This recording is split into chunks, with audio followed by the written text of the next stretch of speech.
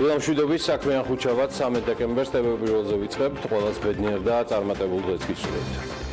სადაზღვევო კომპანიების მოთხოვნის საპასუხოდ, რომლებიც ბაზარზე თავისუფალი კონკურენციის პირობების გავრცელებას ითხოვენ და ამისთვის მთავრობას და საკანონმდებლო ორგანოს საბანკო სექტორზე გარკვეული რეგულაციების დაწესებისკენ მოუწოდებენ, საქართველოს ბიზნეს ასოციაციის აღმასრულებელი დირექტორი ამბობს, რომ საბანკო სექტორზე კონკურენციის გავრცელება სწორი და მიზანშეწონილი არ იქნება. ეროვნულმა ბანკმა სავალუტო ინტერვენციის მოცულობა 15 მილიონამდე გაზარდა. დეკემბერში უკვე 30 მილიონი აქვს შესყიდული, გუშინვე ეროვნულმა ბანკმა მონეტარული პოლიტიკის განაკვეთი უცროლა 7%-ზე შეინარჩუნა. ეკონომიკის მინისტრი ბიზნესის კეთების სიმარტივით საქართველოს პოზიციებს კიდევ უფრო გაუმჯობესების სურვილს გამოთქვავს და ბიზნეს ასოციაციის წევრებთან შეხვედრაზე სასამართლო სისტემის კაპიტალის ბაზრის განვითარების გადახდის უუნარობის რეფორმებზე საუბრობს. გიორგი ქობულია არ გამორიცხავს სასამართლო სისტემაში არსებული გამოწვევების საპასუხოდ და პრობლემების გადასაჭრელად მთავრობამ ქვეყანაში უცხოელი მოსამართლეები მოიწვიოს. მცირე მეწარმეების ლიზინგის და ფაქტორინგის ინსტრუმენტებთან წვლომა გამარტივდება. პრემიერი აანონსებს, რომ ლიზინგის და ფაქტორინგის მიმართებით ახალი რეგულაციები ძალაში მომავალი წლის 1 მარტიდან შევა. ევროკავშირი და EIB საქართველოს გზების ასაშენებლად ტექნიკურ დახმარებას გაუწევს საქართველოს. საქართველოში ამასობაში მთის სოფლების განვითარებისთვის 6.800.000 евро დაიხარჯება. ლილომოლთან კი სარკინიგზო გზის გაყვანა იგეგმება. სარკინიგზო ჩიხის მშენებლობის გეგმაზე ლილომოლის მენეჯმენტის 2017 წლის წლიურ ანგარიშია ნახსენები და აღნიშნული. ბათუმში გონიოს დასახლებაში სასტუმროს მშენებლობა იგეგმება, რისთვისაც აჭარის მთავრობა 412 კვადრატული მეტრი არასასოფლო სამეურნეო დანიშნულების მიწის ნაკვეთს საწყისი ღირებულების 160.000 ლარად მიდის. თბილისის ანძაზე 300.000 ვიზიტორზე გათვლილი ცენტრი განთავსდება. თბილისის მერის მიერ დაანონსებული პროექტის ფარგლებში 10 მილიონი ევროს ინვესტიცია და რაც მთავარია, ანძის სრული სარეაბილიტაციო სამუშაოები განხორციელდება.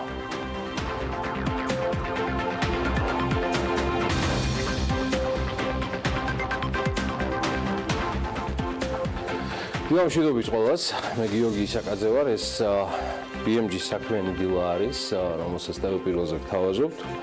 უშიშარმა გოგონამ Wall Street-ი დატოვა. პატარა გოგონას სუპერ პოპულარული ქანდაკება, რომელიც ფინანსური ცენტრის ქუჩაზე გასულ წელს ხართან დაპირისპირებისას ქალთა საერთაშორისო დღესთან დაკავშირებით გამოჩნდა, საჩივრის გამო აიღეს. საჩივრის საფუძველი ის გახდა, რომ როგორც ამბობენ, გოგონამ მხარი დაჩრდილა. დაახლოებით მეტრის და 200 სანტიმეტრის სიმაღლის ბრინჯაოს ქანდაკების მიზანი ფინანსურ წრეებში ქალთა ნაკლებობაზე ყურადღების მიპყრობა იყო თავიდანვე. State Street Global Advisor-ის წარმომადგენლება ამ ინიციატივით ფინანსურ კორპორაციებში გენდერული მრავალფეროვნების არსებობა გააპროტესტეს.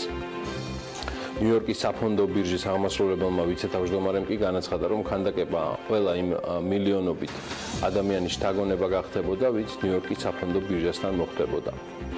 ხარის წინ უშიშრად მდგომი გოგონას ქანდაკება Wall Street-ზე სულ რამდენიმე დღით უნდა მდგარიყო, თუმცა ნიუ-იორკის მერიის გადაწყვეტილებით ეს ქანდაკება იმ ადგილას დაახლოებით 1 წლით განათავსეს. კომპანიაზე სააგენტომ McCann New York იმუშავა.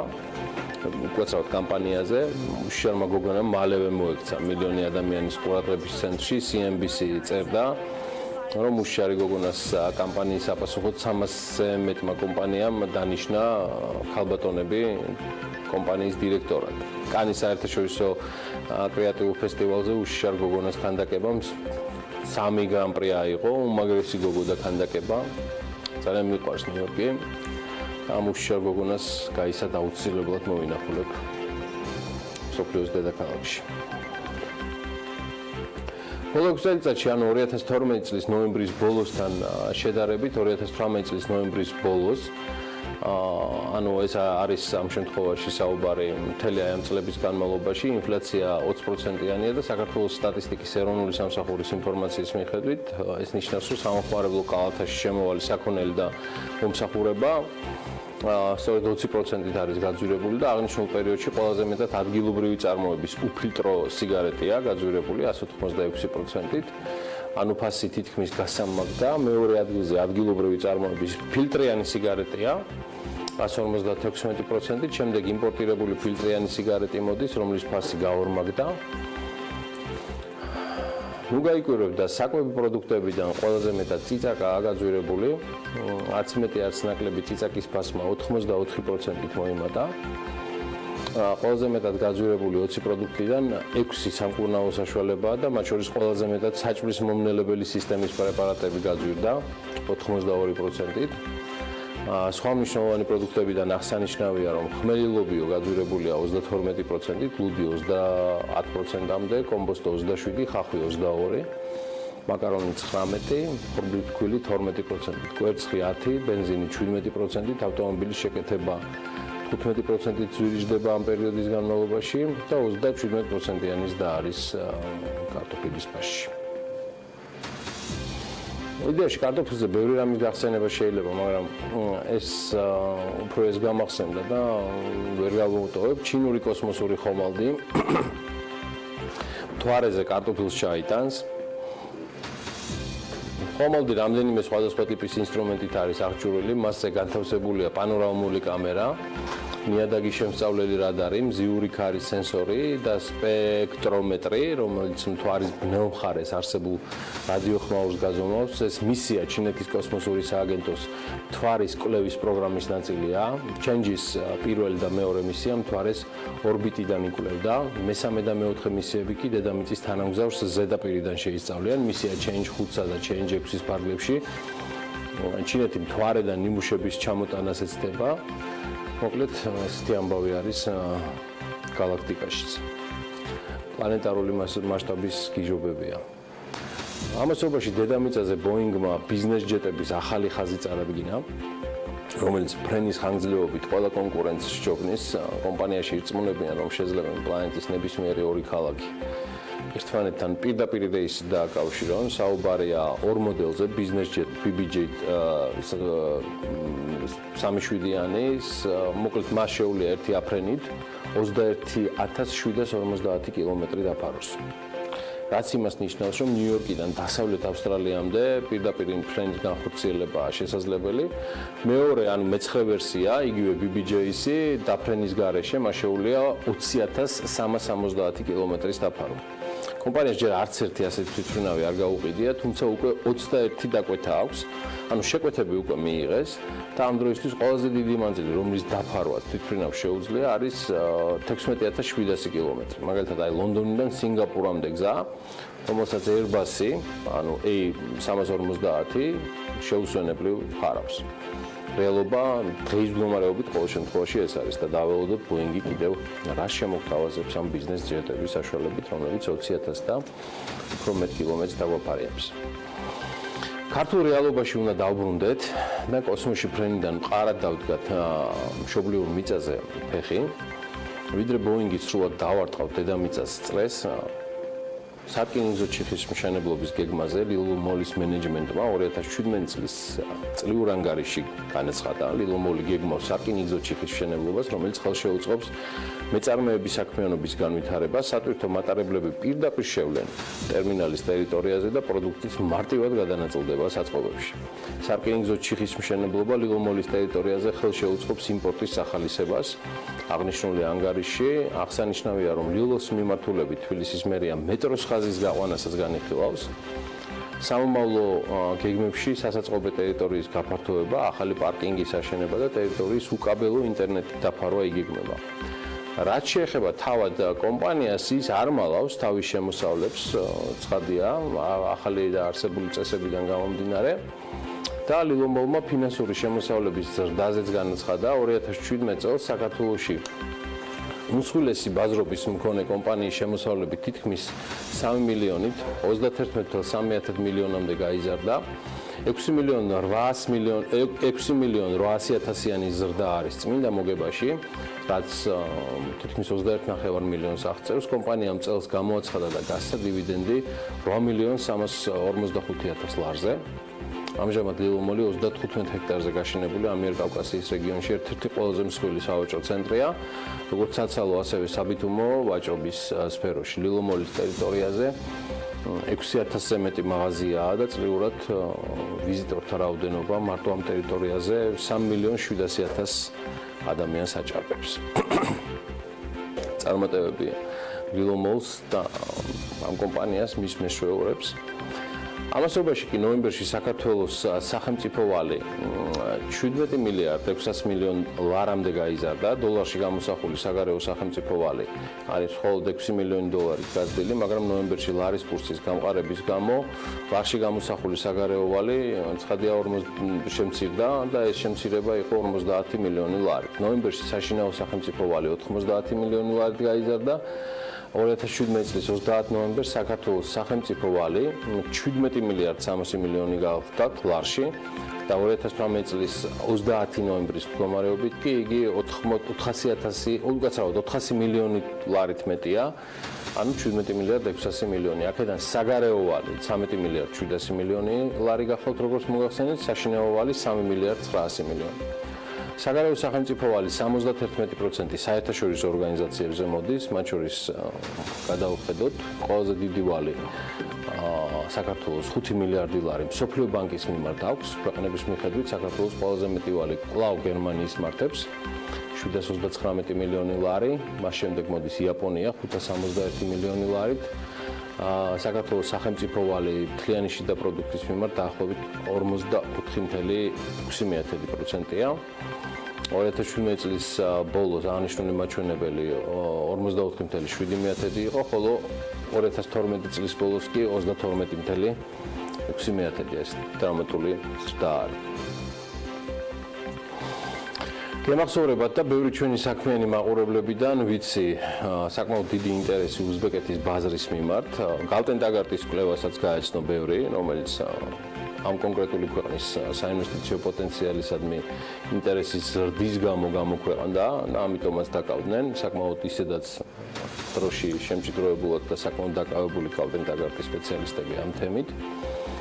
სხვათა შორის ადგილზე, ანუ უზბეკეთში, ბევრი ქართველი სპეციალისტებიც შრომობენ სხვადასხვა რეფორმების დაგეგმვის მიმართულებით, სხვადასხვა სახელმწიფო უწყებებში. მოკლედ, არ ვიცი ახლა ეს ამბავი რაც უნდა მოგიყვეთ ქართველების მიერ მომზადებული რეკომენდაციებიდან არის თუ არა, მაგრამ მე რო ვიცი ის ქართველები, ვინც ახლა უზბეკეთში არიან, არ ამგონია ესეთი წიაღსვლები აწუხებდეთ, თან რელიგიური. მოკლედ უზბეკეთში ტაშკენტის ოლქის იკო-ჩირჩიქსის ღმერთო შენ შემეხიდე რაიონის მილიციონერებმა ყორანზე დადეს ფიცი, რომ აღარ აიღებენ ქთამს და პატიოსნად იმსახურებენ.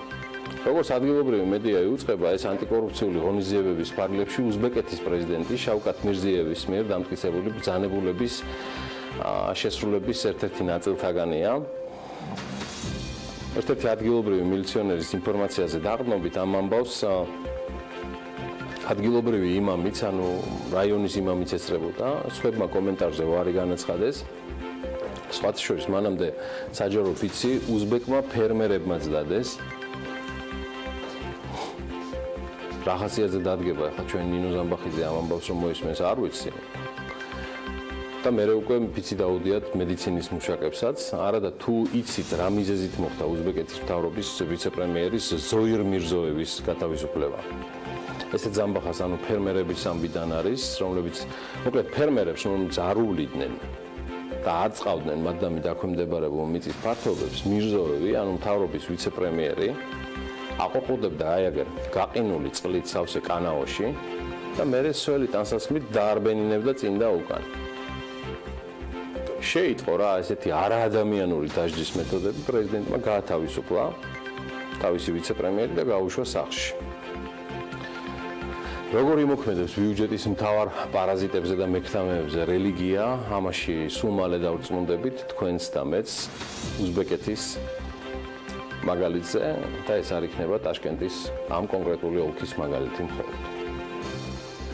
ამასობაში კი ილონ მასკი ტესლას სალონის სამხრეთ აფრიკაში გახსნას გეგმავს. Apple-ის კაპიტალიზაცია კი 15 მილიარდი დოლარით შემცირდა მას შემდეგ, რაც სტივ ჯობსის კომპანიამ ჩინეთში სასამართლო პროცესი წააგო. მინდა გითხრათ, რომ გუშინ კანადის სასამართლომ ამასობაში გაათავისუფლა გირაოს ქვეშ Huawei-ის ფინანსური დირექტორი მენ ვანჩოუ. ეს ქალბატონს, ანუ გირაო 7.5 მილიონი დოლარი დაუჯდება. კიდევ ამბავი ის არის, რომ რუსთავის მეტალურგია აცხადებს 400 თანამშრომლის გაშვებაზე. ამასობაში კი გერმანიაში კომპანია დრაიმეისტერის საკონდიტრო ქარხნიდან ერთ-ერთი აუზის დაზიანების შემდეგ 1 ტონა გამდნარი შოკოლადის მასამ გაჟონა. მოხთარის გამო გზა 2 საათით გადაიკეტა. ინციდენტის ადგილას გამოძახებული მეხანძრეები გამყარებულ შოკოლადის გზის ზედაპირიდან აფხეკას ცდილობდნენ და მათ გზის სავალი ნაწილი წყლით გადარეცხეს. კომპანიის ხელმძღვანელი ამბობს, რომ მცირე ტექნიკური პრობლემა მალე მოგვარდება, ქარხანა კი ჩვეულ რიტმში მუშაობას გუშინდელი დღიდან, ანუ 4 შაბათიდან დაუბრუნდება. სიტყვა მურაბა და ბარაკა არ მოგაკლოთ ამ დღეს, და მთელი ცხოვრება და აბა დავიწყოთ და კიდევ ამბები ბიზნესი და ეკონომიკაზე. ვიდრე გერმანიაში საკონდიტრო ქარხანაში გასხმული შოკოლადის ტალღებს ეწვიან, საქართველოში ჩირიქენდიმ პირველი ქართული ხელნაკეთი შოკოლადების ბომბონერი გამოუშვა. სად დაიდგმება დედაქალაქის მთავარი ნაძვის ხე? ამას თბილისის მერი სიურპრიზად ინახავს და ამასობაში კახაკალაძე საახალწლო ღონისძიებების სლოგანად სიყვარულით სავსე ქალაქს ასახელებს. საქართველოს მეცნიერებათა აკადემიის ინფორმაციით 225 ქართველი მეცნიერი ეწევა სამეცნიერო საქმიანობას უცხოეთის წამყვან დაწესებულებებში, უნივერსიტეტებსა და სამეცნიერო კვლევით ორგანიზაციებში. სხვადასხვა ამსიის მიხედვით, რომელსაც მეცნიერებათა აკადემია ავრცელებს, 99 ფიზიკის სპეციალისტი მუშაობს უცხოეთში, ქართველი. აქედან ყველაზე მეტი 29 ფიზიკოსი დასაქმებულია შეერთებული შტატების ისეთ უნივერსიტეტებში, როგორც არის ნიუ-იორკის უნივერსიტეტი, შეერთებული შტატების ეროვნული ლაბორატორია, სან-ფრანცისკოს უნივერსიტეტი, დელავერის, აიოვას უნივერსიტეტი. აქედან დიდი ნაწილი მუშაობს მკვლევარად, პროფესორის ან ასოცირებული პროფესორის სტატუსით. შეერთებული შტატების შემდეგ ქართველი ფიზიკოსები დასაქმებულნი არიან ასევე გერმანიის, კანადისა და შვეიცარიის სამეცნიერო დაწესებულებებში. ფიზიკოსების შემდეგ ყველაზე მეტი მათემატიკოსია დასაქმებული უცხოეთში, შეერთებულ შტატებში, დიდ ბრიტანეთსა და ევროპის სხვადასხვა ქვეყანაში. მედიცინის სფეროში 23 ადამიანი არის მეცნიერების მიმართულებით და ისინი ძირითადად შეერთებულ შტატების და ევროპის სხვადასხვა ქვეყნებში არიან გადანაწილებულნი. 22 ბიოლოგი ბიოლოგიური მეცნიერების მიმართულებით მუშაობს. ასე არის. ჰუმანიტარული მეცნიერების მიმართულებით ევროპის ქვეყნებსა და ამერიკაში 17 ქართველი მუშაობს სხვადასხვა უნივერსიტეტებში. ქართველი მეცნიერების დიდი ნაწილი, ანუ 40-50 მეცნიერი ყოველწლიურად ასევე დასაქმებულია CERN-ში, ეს ბირთვული კვლევების ლაბორატორია, რომელიც მსოფლიოში უდიდესი ევროპული ორგანიზაცია გახლავთ. წარმატებები ქართველ მეცნიერებს, წარმატებები მათ სამშობლოში, წარმატებები სამშობლოს ფარგლებს გარეთ, მეტი დაფინანსება ქართულ მეცნიერებს და მეტი ხელშეწყობა მათ. დრო ანაოპიაშვილი შემოგვიერთდეს, დარწმუნებული ვარ, მასაც ბევრი და საინტერესო აქვს თქვენთვის მოსავალი. ანა, წარმატებული ეთერი. იმედია ყველაფერი. მოგესალმებით ჩვენს მაყურებელს და წარმატებულ დღეს ვსურვებ ყველას, წარმატებული ეთერი ჩვენ. ბევრი საინტერესო ამბავი იყო გუშინ, შეხვედრა შედგა ბიზნეს ასოციაციის წევრებსა და ეკონომიკის მინისტრს შორის და სწორედ ამ შეხვედრიდან წამღებულ მთავარ გზავნილებს გავაცნობთ საქმიანი დილის მაყურებელს, მათ მხოლოდ ნაწილს, თუმცა ბევრი საინტერესო გროვდება პირველ ბლოკში. დაგვიგვდეთ რამდენიმე წამში ვართ ეთერში.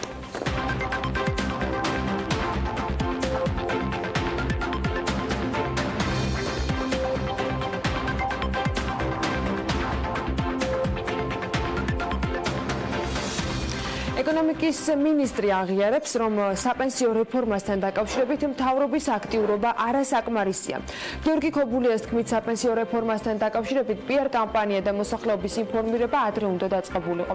მან საქართველოს ბიზნეს ასოციაციასთან შეხვედრის დასრულების შემდეგ ისაუბრა მედიასთან ამ თემაზე, სადაც ბიზნესის წარმომადგენლებმა კითხვები საპენსიო რეფორმასთან დაკავშირებითაც დასვეს. კერძო სექტორის განცხადებით არსებობს ბევრი ბუნდოვანება და მათ აქვთ კითხვები რეფორმის იმპლემენტაციასთან დაკავშირებით.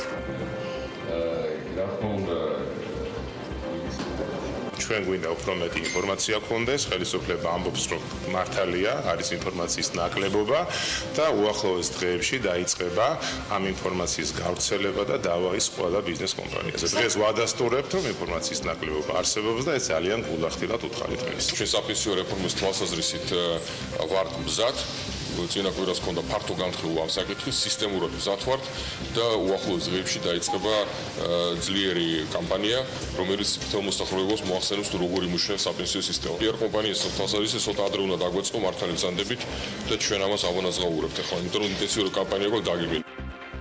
თავკავშირით საპენსიო სააგენტოს ყურმილს კი არავინ იღებს არც მითითებულ ინტერნეტ მისამართზე პასუხობს ვინმე მომზადებული კი არა ამ რეფორმის 90% ჯერ ისევ მოსამზადებელია.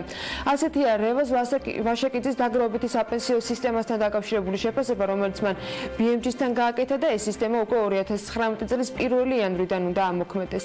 ბიზნესმენი ამბობს, რომ ბიზნესი ვერ იქნება მზად, მაშინ როდესაც არ აქვთ ინფორმაცია, სად მიდის ფული და ვინაა პასუხისმგებელი იმ შემთხვევაში, თუ მისათვის საჭირო თანხა ან დანაზოგები გაიფლანგება. ვაშაკიძე გამოდის ინიციატივით, რომ სისხლის სამართლის კოდექსში შევიდეს ცვლილებები და გაიწეროს იმ ხალხის პასუხისმგებლობების საკითხი, ვინც რეფორმის ფარგლებში აკუმულირებულ ფულს გაფლანგავს. თბილისის მოსახლეობა სატელევიზიო ანძის მოდერნიზაციის 2 მოდელიდან ერთის არჩევა შეეძრება. დედაქალაქის მერი თბილისელებს აქტიურობისაკენ და საკუთარი პოზიციის დაფიქსირებისაკენ მოუწოდებს. ანძის მოდერნიზაციის 2 პროექტი ერთმანეთისგან მნიშვნელოვნად არ განსხვავდება. ერთ შემთხვევაში ლიფტის კონსტრუქცია ანძის ძირითად სვეტს მოჰყვება, მეორე შემთხვევაში კი ის დაშორებულია. თბილისის ანძის მოდერნიზაცია დაახლოებით 10 მილიონი უნდა დაგვიჯდეს და იდეას კერძო სექტორი განახორციელებს. განახლებულ ანძაზე რესტორანი და საჯარო სივრცე მოეწყობა, სადაც დამთვალიერებლები დედაქალაქის ხედებით დატკბებიან. მერის ეკონომიკური განვითარების საქალაქო სამსახურის უფროსმა გუშინდელი მთავრობის ხდომის შემდეგ დააზუსტა, რომ ამ ეტაპზე ქართული კომპანიები პროექტით დაინტერესებულები არიან, თუმცა მერია უცხოელი ინვესტორებისაგანაც ელოდება ინიციატივებს. კერძო სექტორთან შეხვედრებს მერია უკვე მომავალი კვირიდან გეკმავს. არის გათვლილი დაახლოებით 300,000 ვიზიტორზე ეს ობიექტი და როგორც უკვე მერმა აღნიშნა, 2 ძირითადი ტიპის შემოსავალი ექნება მის ოპერატორს, ერთი იქნება რესტორანი, რომელიც იქნება განთავსებული და მეორე გადმოსახედი არეალი, საიდანაც ადამიანი შეძლებს გადმოხედვას და სურათის გადაღებას და ასე შემდეგ. დაახლოებით 7-8 წლის უკუგებაზე არის ეს ფინანსური მოდელი აღებული, ამიტომ ჩვენ ვფიქრობთ, რომ საკმაოდ მძიდველი იქნება ეს ბიზნეს სექტორისთვის. თბილისის მერია იმ მიწისქვეშა საპარკინგი ადგილების მოსაწყობად ინტერესთა გამოხატვას კიდევ ერთხელ გამოაცხადებს, რომელთან დაკავშირებითაც წინა შემთხვევებში ბიზნესისთვის შეთავაზებული 10 ადგილიდან კერძო სექტორის ინტერესი მხოლოდ ფილარმონიის მიმდებარე ტერიტორიის მიმართ იყო. ანდრია ბასილია აღნიშნავს, რომ განახლებული პირობებით ინტერესთა გამოხატვა მომავალი წლის პირველ კვარტალში კიდევ ერთხელ იქნება გამოცხადებული. ჩვენ ახლა მუშაობთ პარკირების პროექტებზე, რომლებიც ჩავარდა, ის ლოკაციები, რომლებიც ჩავარდა, მოგეხსენებათ ერთი ლოკაცია შედგა, ფილარმონიის ლოკაცია, იქ უკვე მუშაობს კომპანია, ხელშეკრულება გაფორმებულია. დანარჩენ ლოკაციებზე ჩვენ მუშაობთ პირობების გამოჯობესების კუთხით. თბილისის მთავრობის ხდომაზე გუშინ კერძო სექტორიც გააკრიტიკეს. კალაძე მიიჩნევს, რომ ხმაურის შესახებ კანონის აღსრულება უფრო ეფექტურად უნდა მოხდეს, რისთვისაც მან დავალება მუნიციპალურ ინსპექციას საჯაროდ მისცა.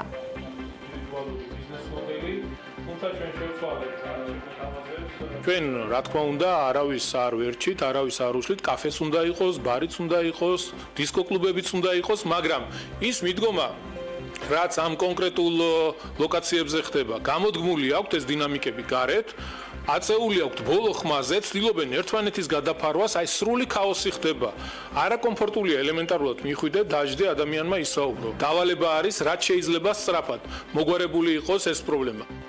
2019 წლის სახელმწიფო ბიუჯეტის ხარჯვითი ნაწილი პირველად დაჭარბებს 13 მილიარდ ლარს. ეს განცხადება ფინანსთა მინისტრმა გუშინ პარლამენტის სესიაზე გააკეთა 2019 წლის სახელმწიფო ბიუჯეტის პროექტის წარდგენისას. ივანე მაჭავარიანის თქმით, სახელმწიფო ბიუჯეტის ხარჯვითი ნაწილი 2019 წლის ბიუჯეტის პროექტის განახლებულ ვერსიაში დამატებით 92 მილიონ 400,000 ლარით იზრდება, მათ შორის 40 მილიონ ლარამდე იზრდება ინფრასტრუქტურის ნაწილში. თუმცა მაყურებელს უნდა უთხრათ ისიც, რომ იმის გამო, რომ საკანონმდებლო ორგანოში დეპუტატების არასრული დასწრება იყო და ქორუმი ვერ შედგა, გუშინ ამ განხილვას კენჭისხრა და შესაბამისი დამტკიცება ან უარყოფა არ მოჰყოლია. 11 თვეში საქართველოში შემოსვლაზე 2345 ირანელს ეთქვა უარი, ინფორმაციის წყარო შინაგან საქმეთა სამინისტროა. სტატისტიკური მონაცემების მიხედვით 2018 წელს რეკორდულად არის გაზრდილი ირანის იმ მოქალაქეების რიცხვი, რომელთაც მესაზღვრეებმა საქართველოში შემოსვლაზე უარი უთხრეს. 2014 წელს საქართველოში არ შემოუშვეს ირანის 71 მოქალაქე, 2015-ში 298, 2016-ში 30, 2017 წელს 100, ხოლო 2018 წლის 11 თვეში 2345 ირანელია საზღვრიდან უკან გაბრუნებული. ქუთაისში კარფურის მშენებლობისათვის განაშენიანების რეგულირების გეგმა საკრებულომ ერთხმად დაამტკიცა. საუბარია ქუთაისში ვესტ პოინტის კუთვნილ მიწის ნაკვეთზე სავაჭრო ცენტრის ღია მოლის და მოლის მოწყობაზე. ქუთაისში შარტავას ქუჩის 2-ში 2 ჰექტარ მიწაზე სავაჭრო ცენტრ კარფურს სენტეჯ ჯგუფი აშენებს. მერის არქიტექტურის სამსახურის უფროსის ჩხიკვაიძის განცხადებით განაშენიანების შემდეგ სენტეჯ ჯგუფი დეტალურ პროექტს წარადგენს და ამის შემდგომ უკვე სამშენებლო სამუშაოები დაიწყება. მისივე განმარტებით მშენებლობა სავარაუდოდ 11 თვეში დასრულდება და სტარტი 2019 წელს არის დაგეგმილი. თელავში საზოგადოებრივი ტრანსპორტით მგზავრობის ღირებულება გაიზარდა 20-დან 30 თეთრამდე მოიმატა, როგორც შიდა გადაადგილების, ასევე სხვა მუნიციპალიტეტების მიმართულებით გადაადგილების თანხამ. სატრანსპორტო საშუალებების მძღოლები ამბობენ, რომ მგზავრობის გაძვირება საწვავზე ფასების ზრდამ განაპირობა. საწვავზე ფასები 40%-ით არის მომატებული, აღნიშნავენ ისინი და ამბობენ, რომ ამან ხარჯი გაზარდა და შესაბამისად იძულებულები გახდნენ, რომ გადასახადი გაზრდილიყო. საწვავზე გაზრდილ ფასს კი ემატება ტექდათვალიერების და სხვა ხარჯები, რომლის გადახდაც გვიწევს, აღნიშნავენ კახეთი ნიუსთან სამარშრუტო ტაქსის მძღოლები.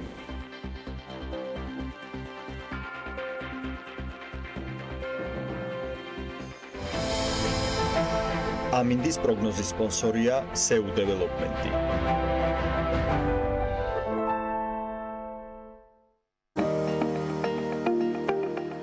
ამინდის პროგნოზის სპონსორია სადაზღვევო კომპანია უნისონი. თავისუფალი დაზღვევა თქვენი სიმშვიდისათვის. ბიზნესი ახლების შემდეგ ამინდის პროგნოზის დროა. გარემოს ეროვნული სააგენტო გვატყობინებს, რომ ამინდი საქართველოში შავი ზღვის ჩრდილო-დასავლეთიდან შემავალი ცივი და ნოტიო ჰარის მასებით იქნება განპირობებული. მოსალოდნელია უმეტესად ღრუბლიანი ამინდი. მთელი ქვეყნის მასშტაბით და დასავლეთ საქართველოს უმეტეს და აღმოსავლეთ საქართველოს ზოგიერთ რაიონში იქნება ნალექიანი დღე, მაღალმთაში მოთოვს კიდეც. ძლიერადაც ველოდებით სხვათა შორის ნალექს. ზოგან იქროლებს დასავლეთის მიმართულების ქარი. სოხუმში მაგალითად 10 გრადუსი იქნება, ისე როგორც ბათუმსა და ქობულეთში და სამივე ქალაქში წვიმაა ნავარაუდები. იწვიმებს ქუთაისშიც და ზუგდიდშიც და აქ 9 გრადუსამდე გათბება ჰაერი. ორივე ქალაქში. ოზურგეთში 10 გრადუსი იქნება და აქაც იწვიმებს, ონშიც ნალექიანი დღე არის მოსალოდნელი და მაქსიმუმ 5 გრადუსს მიაღწევს ტემპერატურა. გორში 7 გრადუსი იქნება, ისევ როგორც ცხინვალში წვიმასთან ერთად. მარნეულში კი უმეტესად უნალექოდ ჩაივლის დღე და 8 გრადუსამდე გათბება ჰაერი, ისევ როგორც რუსთავში. ახალციხეში თოვლ-ჭყაპი იქნება და 4 გრადუსია მოსალოდნელი. ბორჯომში მხოლოდ 4 გრადუსი დაფიქსირდება და აქაც თოვლ-ჭყაპს ველოდებით. ბაკურიანში დღეს 0 გრადუსი იქნება, ახალქალაქშიც და ორივე შემთხვევაში მოთოვს. სტეფანწმინდაშიც თოვლიანი დღე გველოდება 13 დეკემბერს, აქაც 0 გრადუსი იქნება მხოლოდ ტემპერატურა. თელავში უნალექოდ ჩაივლის დღე და 9 გრადუსს მიაღწევს მაქსიმალური ტემპერატურა. თბილისში დრო გამოშვებით ღრუბლიანობა მოიმატებს, მაგრამ უმეტესად უნალექოდ ჩაივლის დღე დედაქალაქში. დასავლეთის მიმართულების ქარია თბილისში მოსალოდნელი, მაქსიმალური ტემპერატურა კი 8 გრადუსი ნავარაუდები. მადლობა ანა, მთიანი მხარეს უკვე თოვლიანი ამინდებით შეეჩვია ადგილები, სადაც ადამიანთა ნაკვალევს იშვიათად ნახავთ, წელსაც გამოჩნდება, სხვათა შორის იშვიათი ჯიშის წითელ წიგნში შეტანილი ცხოველებიც, იმედი მაქვს, მათ ნახვას ცოტა მოგვიანებით შევძლებთ და წინა წლების არქივიდან, უბრალოდ მთაში დანატოვარი ფოტომახეებიდან ამოღებული ერთი ირმის მოკლე ვიდეო მინდა გაჩვენოთ. ულამაზესი არსება ლაგოდეხის დაცულ ტერიტორიებში ბინადრობს და ფოტომახემდე მისვლას, რომელმაც ეს ყველაფერი გადაიღო, დღენახევარი სჭირდება. მადლობა მათ, ვინც მოვლა პატრონობასთან ერთად სტილამაზი კადრების ხილვის შესაძლებლობას გვაძლევს. თავად კადრებიც ცალსახად უნიკალურია. ჩვენთან ჩვენი სტუმრებისთვის მოსვლა უფრო მარტივია და მოკლედ წინ კიდევ ბევრი საინტერესო ამბავიც გველის. როგორც გითხარით, ეს მთელი დღევანდელი 13 დეკემბრის განმავლობაში მოხდება. ეხლა მინდა რომ მოკლე ვიდეო ანონსი ვნახოთ და შემდგომ უკვე რეკლამის დრო არის TV Pirveli-ზე და დაგიბრუნდებით ჩვენ სტუმრებთან ერთად.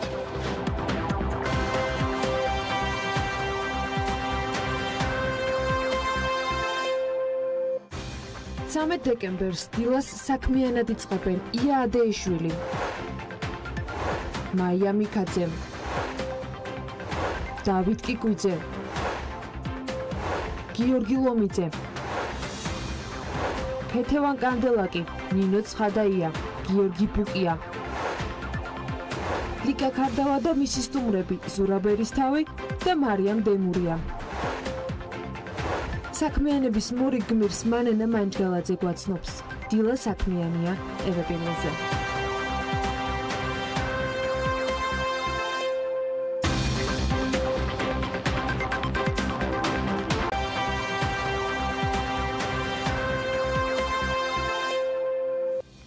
საქართველოში გრძელვადიან ზრუნვას და მკურნალობას შინმოვლას დაახლოებით 185,000 ადამიანი საჭიროებს. ეს მონაცემები რამდენად ზუსტია ვერ გეტყვით, თუმცა 2014 წელს ჩატარებული მოსახლეობის საყოველთაო აღწერისას დაფიქსირებული შედეგია, ანუ ბოლო ოფიციალური სტატისტიკა, რაც ამ თემასთან დაკავშირებით ღიად მოძიებადია. შინმოვლის საჭიროების მქონე ადამიანთა დასახმარებლად სახელმწიფო სხვადასხვა ჯანდაცვის და სოციალური დახმარების პროგრამებს ფრაგმენტულად აფინანსებს, ხოლო შინმოვლის მომსახურება არ შედის არც ერთ სახელმწიფოს მიერ დაფინანსებულ პროგრამაში. დღეისთვის ბენეფიციარებს შინმოვლის მომსახურებას ცალკეული არასამთავრობო ორგანიზაციები უკვე დონორების დახმარებით აწვდიან. თუმცა ის ძირითადად სოციალურად დაუცველი თემისთვის არის განკუთვნილი. აი რა ხდება იმ შემთხვევაში, მათთვის, ვინც აი ამ სერვისს მიღმა ხვდება, ამაზე სწორედ ორგანიზაცია საქართველოს კარიტასის წარმომადგენლებთან ერთად ვისაუბრებთ, რომელიც მოსახლეობისთვის შინმოვლის ფასიან მომსახურებასაც გეგმავს. ია ადეიშვილი, საქართველოს კარიტასის ჯანმრთელობის დაცვის პროგრამის ოფიცერი და მაია მიქაძე, ასევე საქართველოს კარიტასის შინმოვლის პროექტის კოორდინატორი, სასწავლო საკონსულტაციო ცენტრის ხელმძღვანელი არიან ჩვენთან ერთად. მოგესალმებით, მადლობა რომ ხართ ჩვენთან ერთად. პირველჯერ გვისაუბრე ამ სტუდიაში ამ თემაზე, მაგრამ მოდი დავაზუსტოთ თავიდან, რას ნიშნავს შინმოვლა, რას გულისხმობს, რა საჭიროების მქონე ადამიანებზეა საუბარი და რა კატეგორიის მოსახლეობაზე.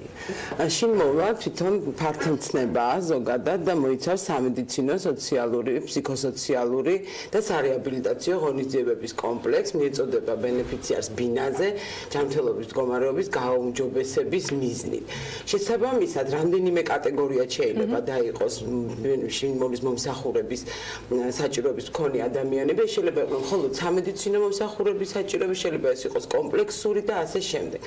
ძირითადად ეს ჩვენ შემთხვევაში ეს ადამიანები არიან 18 წელს ზემოთ აუცილებლად სხვადასხვა მიზეზების გამო, რომელთაც დროებით ან მუდმივად შეზღუდული აქვს საკუთარი თავის მოვლის უნარი. მაგალითად პოსტოპერაციული პაციენტები, მაგალითად ხანდაზმულები, რომლებსაც ასაკის გამო აქვს რაღაც გარკვეული პრობლემები.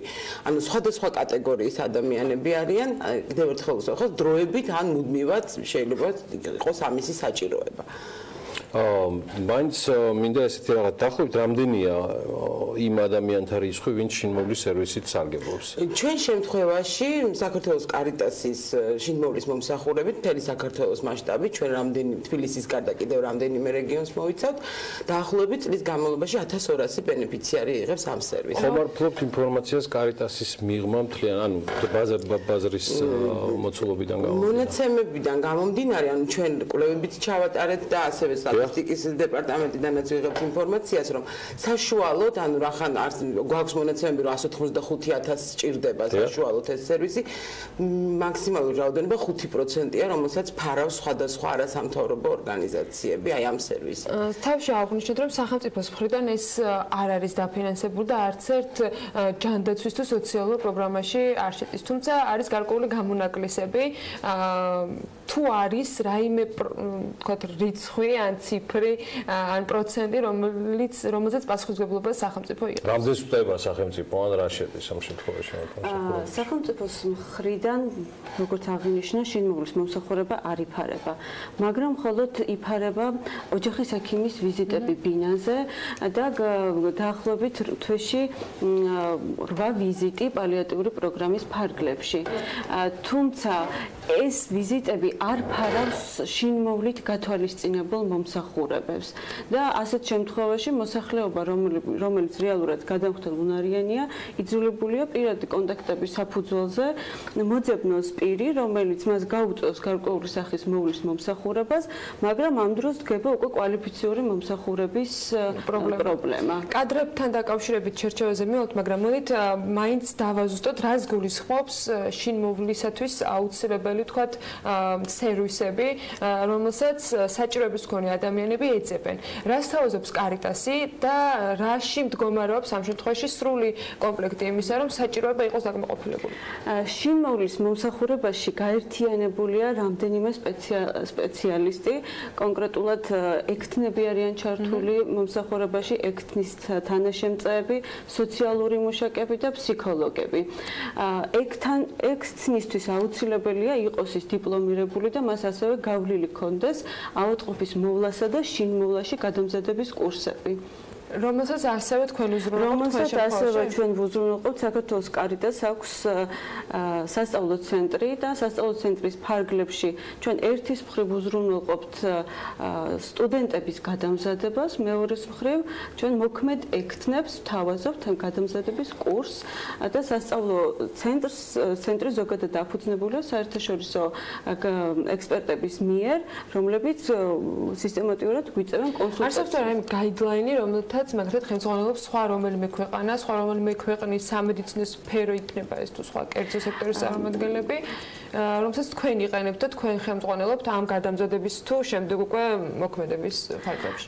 საქართველოს კარიტასმა მაშინ, როდესაც დაიწყო შინმოვლის სერვისების განვითარება საქართველოში, პირველივე დღიდან ჩვენი პარტნიორი არის გერმანია, გერმანიის კარიტასი და ჩვენ ავიღეთ გერმანული მოვლის მეთოდი, შინმოვლის მეთოდი, მოვარგეთ საქართველოს რეალობას და უკვე გერმანიასთან თანამშრომლობით აგერ უკვე თითქმის 20 წელია ვავითარებთ აი ამ პროცესს, სწორედ სასწავლო საკონსულტაციო ცენტრიც გერმანიის კარიტასთან და გერმანიის მთავრობასთან თანადაფინანსებით მუშაობს და სწორედ ექსპერტებიც ჩამოდიან უნივერსიტეტებიდან, სხვადასხვა პროფესიული დაწესებულებებიდან, საავადმყოფოებიდან სისტემატურად გვიწევენ კონსულტაციას. იმ ფონზე, რომელსაც სამედიცინო სფეროს წარმომადგენლებთან საუბრობთ ხოლმე, ან ამ სფეროში ექსპერტებთან, აღნიშნავთ, რომ ექთნების პრობლემა დგას საქართველოში. დღეს სტატისტიკა ზუსტად ვერ მოვიყვან, ახლა ზეპირად განახლებული როგორი არის, მაგრამ ფაქტი არის, რომ ექიმი ბევრი ყავს, ვიდრე ექთანი და კვალიფიციური ექთნებთან დაკავშირებით არსებობს პრობლემა. თქვენ როგორ იძიებთ კადრებს? ჩვენ ამ შემთხვევაში შემიძლია თამამად თქვა, რომ გაგვიმართლა. იქიდან გამომდინარე, რომ ჩვენი კადრი ისინი ჩვეულებრივი დიპლომირებული ექნები იყვნენ, უბრალოდ ჩვენ ორგანიზაციას ჰქონდა ამისი საშუალება და სურვილი, რომ მაქსიმალურად მაღალი კვალიფიკაციის კადრი ყოლოდა და ფინანსური რესურსიდან დაწყებული ადამიანური რესურსიდან ძალიან ბევრია თითოეული ექნის განათლებაში ჩადებული. ისინი დღემდე გადიან სხვადასხვა საკვალიფიკაციო ტრენინგებს. აი რამდენი ხნიანია ეს ტრენინგები და რა? ეს ტრენინგების ციკლი არის უწყვეტი, შემიძლია. აი მაგალითად ეხლა ამ წუთას გვაქვს ფრაიბურგის უნივერსიტეტთან გაფორმებული ხელშეკრულების ფარგლებში 4 წლიანი კურსია, რომელიც წელიწადში მოიცავს 4 კვირას და შესაბამისად ჩამოდიან. თუმცა სტარტი ყველა ექთნისათვის, ანუ ვინც კარიტასში დასაქმებული არის ის, რომ ის დიპლომირებული ექთანი. ჩვეულებრივი დიპლომირებული, ანუ პროფესიული განათლების ექთანია, ჩვეულებრივი დიპლომირებული და შესაბამისად შემდგომ უკვე ამ გადამზადების და უწყვეტი განათლების ფარგლებში ხდება მათი მაღალი პროფესიონალებად ჩამოყალიბება. ამ მომსახურების მიღების მსურველები როგორ გიკავშირდებიან და რა რაიონებს და რეგიონებს მოიცავთ? თქვენ ახსენეთ, რომ რამდენიმე რეგიონში ხართ წარმოდგენილი. ანუ თბილისს სრულად ვფარავთ, თბილისის გარდა ვმუშაობთ ქუთაისში, ბათუმში, გორში, გორის რაიონში, ანუ გორის სოფლებსაც მოვიცავთ და ოზურგეთში. რამდენი ადამიანია დღეს კარიტასში დასაქმებული, ასე ვთქვათ? დასაქმებული, ანუ თბილისის და გორის შემთხვევაში შემიძლია 21 ექთანი ყავს ამ ეტაპზე, რეგიონებში შედარებით ნაკლები. და რამდენ ხელმისაწვდომია იმ ადამიანებისთვის, ვინც ამ საჭიროების წინაშე დგანან? ჩვენი რესურსიდან გამომდინარე, შესაბამისად, რა რესურსიც გაგვაჩნია ადამიანური ამ შემთხვევაში ექთნების სახით, მაქსიმალურად ვცდილობთ, რომ დავფაროთ ის მომსახურება, რაც მომართვიანობა არის. თუმცა ერთი შემიძლია აღვნიშნო, რომ ჩვენი მიზანი არ არის, რომ მაინდამაინც გრძელვადიან პერსპექტივაში მომსახუროთ ადამიანს. ჩვენი ძირითადი მიზანი არის, რომ მაქსიმალურად შევასწავლოთ ოჯახის წევრს სწორად, ადეკვატურად, პროფესიონალურად როგორ მოუაროს პაციენტს, მაქსიმალურად ვცდილობთ განვავითაროთ თვითონ ბენეფიციარის მოვლისა და თვითმოვლის უნარები, ამიტომაც ძალიან კომპლექსურია, ამიტომ ჩვენ მხოლოდ მოვლას არ გულისხმობთ, ჩვენი თვალისწინეთ ასე მის შემდგომ მაგალითად პოსტოპერაციულ რეაბილიტაციას. აი ძალიან მარტივი მაგალითისთვის, როდესაც ხანდაზმულებში ყველაზე ხშირი პრობლემა არის მოტეხილობა, რომელსაც და სახელმწიფო აფინანსებს თავშოთ სტაციონარულ მკურნალობას, ოპერაციასაც, შემდგომ ეს პაციენტი ეწერება ბინაზე, მაგრამ არასწორი მოვლის, არასწორი რეაბილიტაციის შემთხვევაში შეიძლება ეს პაციენტი მუდმივად კვლავ საწოლს მიჯაჭვული დარჩეს. ამიტომ ჩვენ მაქსიმალურად ვცდილობთ, რომ რაც შეიძლება დროულად, სწრაფად, ეფექტურად ჩავტაროთ მას ეს ყველა კომპლექსური მკურნალობა იქნება თუ მოვლა იქნება და მაქსიმალურად დროულად შეძლოთ ის, რომ პაციენტმა შეძლოს მერე თავის მოვლა. რა პრინციპებით დგება შეთავაზება სამსაჭიროების მქონე ადამიანებისათვის და რამდენ თქვათ პაციენტს შეიძლება გაწვდეს ერთი ექთანი? შეთავაზება, ანუ შესაბამისად, როდესაც მოგმართავენ მათ იციან უკვე ჩვენი მომსახურების შესახებ, თუ არ იციან დეტალურად, ხდება, ანუ პირველი და მნიშვნელოვანი პირობა არის ის, რომ ბენეფიციარს უნდა ჭირდებოდეს ესეთი ტიპის მომსახურება. ანუ მხოლოდ იმისთვის მივიდეს ვინმე, რომ უბრალოდ ფაქტია, რომ მოთხოვნა არის. მოთხოვნა არის. თან დიდი. საკმაოდ და მთელი სამწუხაროდ ის არის, რომ ჩვენი ეფუძნებოდა თუ არა ეს მოთხოვნის დადასტურება გარკვეულ კვლევასაც. ამაზეც იყო თუ არა კვლევა. და არის თუ არა კვლევა არა მხოლოდ დედაქალაქში, სადაც დარწმუნებული ვარ, ყველაზე დიდი მოთხოვნა იქნებოდა, არამედ რეგიონებში. მოგახსენებთ 2018 წელს ამ გაზაფხულით ჩვენ ჩავატარეთ ბაზრის კვლევა, რომელმაც დაგვიდასტურა შინმოვლის საჭიროება მოსახლეობაში, თუმცა კვლევა ჩატარდა დედაქალაქში, ვინაიდან საერთოდ თბილისის მოდელზე ვავითარებთ ხოლმე შემდეგ რეგიონებში ჩვენ გარკვეულ სერვისებს და კვლევამ ასევე გვიჩვენა და ჩვენმა შიდა ორგანიზაციულმა დაკვირვებამ, რომ შინმოვლის სერვისებთან ერთად აუცილებელი იყო ისეთი მიმართულებების განვითარება, როგორიც არის ჭრილობების, მკურნალობის თანამედროვე მეთოდების შემოღება. ასევე ჩვენ დავნერგეთ ორგანიზაციაში ბინაზე ფიზიოთერაპიული მკურნალობის მომსახურებები. აი მაგალითისთვის ჩვენ საუბრობთ იმაზე, რომ გადავხდელ უნარიან მოსახლეობას არ აქვს იმის ხელმისაწვდომობა, რომ დარეკოს რომელიმე ორგანიზაციაში და მიიღოს მომსახურება.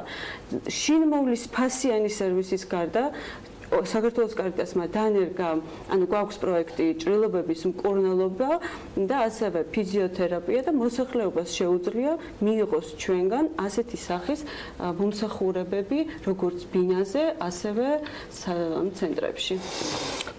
მადლობა სტუმრობისათვის, დარწმუნებულობ ბევრისთვის საჭირო და საინტერესო ინფორმაციას მოისმენდნენ. წარმატებას გისურვებთ.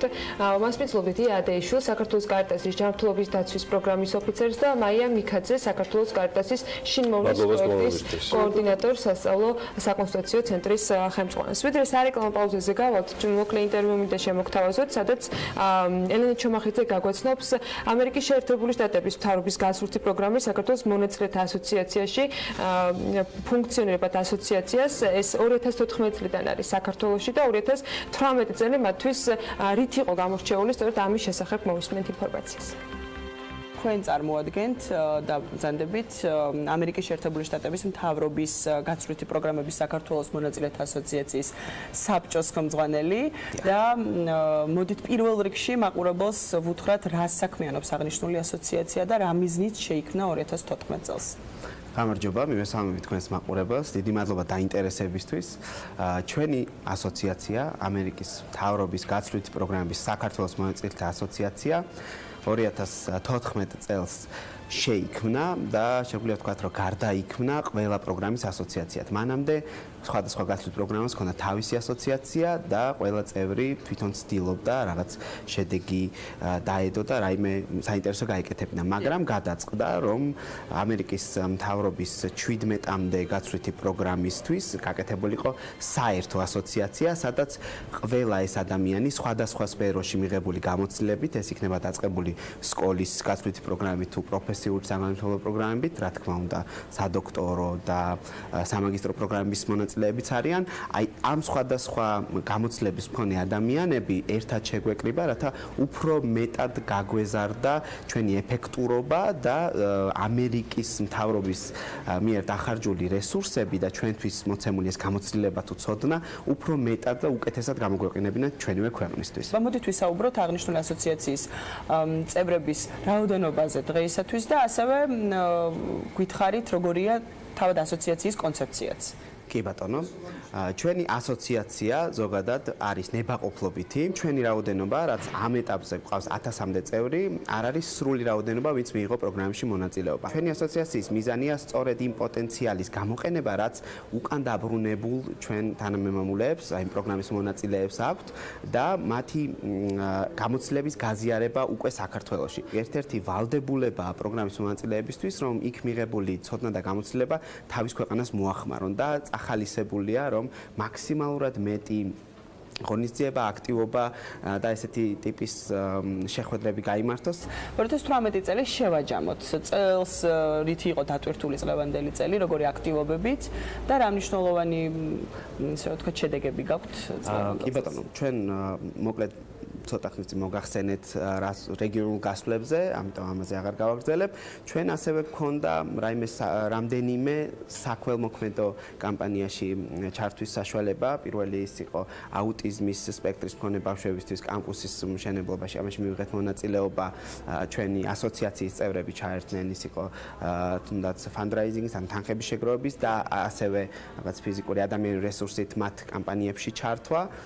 ასევე იყო სხვათა შორის გასვლითი შეხვედრები საერთაშორისო კონფერენციებში. ჩვენი ასოციაცია არის ენამის, ანუ ამერიკის გასვლითი პროგრამების ევროპული ქსელის წევრი, რომელიც არის დიდი ორგანიზაცია და მოიცავს 70-მდე სხვადასხვა ქვეყნის წევრ ორგანიზაციას და მათი საშუალებით ჩვენ შევძელით რამდენიმე რეგიონული პროექტის დაგეგმა. ასევე ძალიან საინტერესოა ჩვენი სტრუქტურის მხრივ, ჩვენი არჩევნები გვაქვს, მალე ახლოვდება და ეს გარანტიას იძლევა იმისა, რომ ყოველწლიურად უფრო მეტი აქტიური ასოციაციის წევრი ასოციაციის საბჭოში ხვდება და ისინი ცდილობენ გააგრძელონ ის დანატოვარი, რაც იყო წინა საბჭოს მიერ, მაგრამ ასევე შემოგთავაზონ ახალი ხედვა და უფრო საინტერესო ღონისძიებები, ვიდრე გასულ წელს იყო.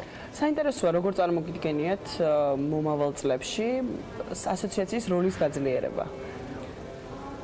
და განვითარება სხვადასხვა მიმართულებებით დარწმუნებული ვარ, რომ ესეც შეკითხვა, რაზეც ამაზეც გიფიქრიეთ. ვფიქრობთ, მუდმივად ვფიქრობთ და ამაზე ვატარებთ კონსულტაციებს თვითონ ასოციაციის შიგნით. ძალიან გვინდა, რომ ასოციაცია გავიდეს საქართველოს რეგიონებში უფრო აქტიურად.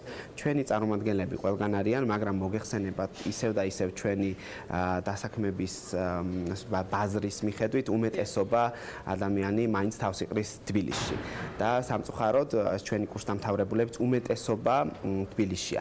მაგრამ მაინც არიან, ასე რეგიონებშიც ბრუნდებიან ჩვენი კურსდამთავრებულები, საიდანაც არიან და ვცდილობთ, რომ მაქსიმალურად გავაძლიეროთ ჩვენი გასვლა რეგიონებში, უფრო აქტიურები ვიყოთ და უფრო მეტი ღონისძიება შევთავაზოთ რეგიონის წარმომადგენლებს, რადგან მათ უფრო ნაკლები აქვთ წვდომა ესეთ პროდუქტებზე, ასეთ ინფორმაციაზე და იმ გამოცდილებაზე, რაც ასოციაციის წევრებს აქვთ. მადლობა დავით საინტერესო ინტერვიუსთვის და წარმატებას ვუსურვებ ასოციაციას მომავალ საქმიანობაში.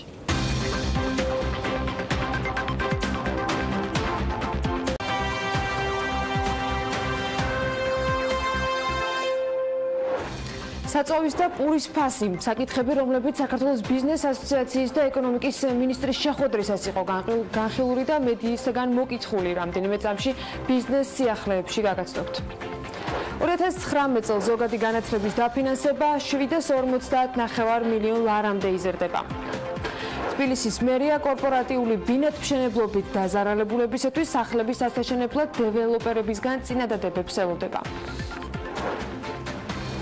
საწოვის და პურის ფასი იყო ის საკითხები, რომლებიც ბიზნეს ასოციაციის და ეკონომიკის მინისტრის შეხვედრის შემდეგ ამ შეხვედრაში მონაწილე მხარებისათვის კომენტარების ერთ-ერთ მთავარ კითხვად იქცა. გიორგი ქობულიას კიდევ ერთხელ მოუწია განმარტების გაკეთება პურის გაძვირებასთან დაკავშირებით.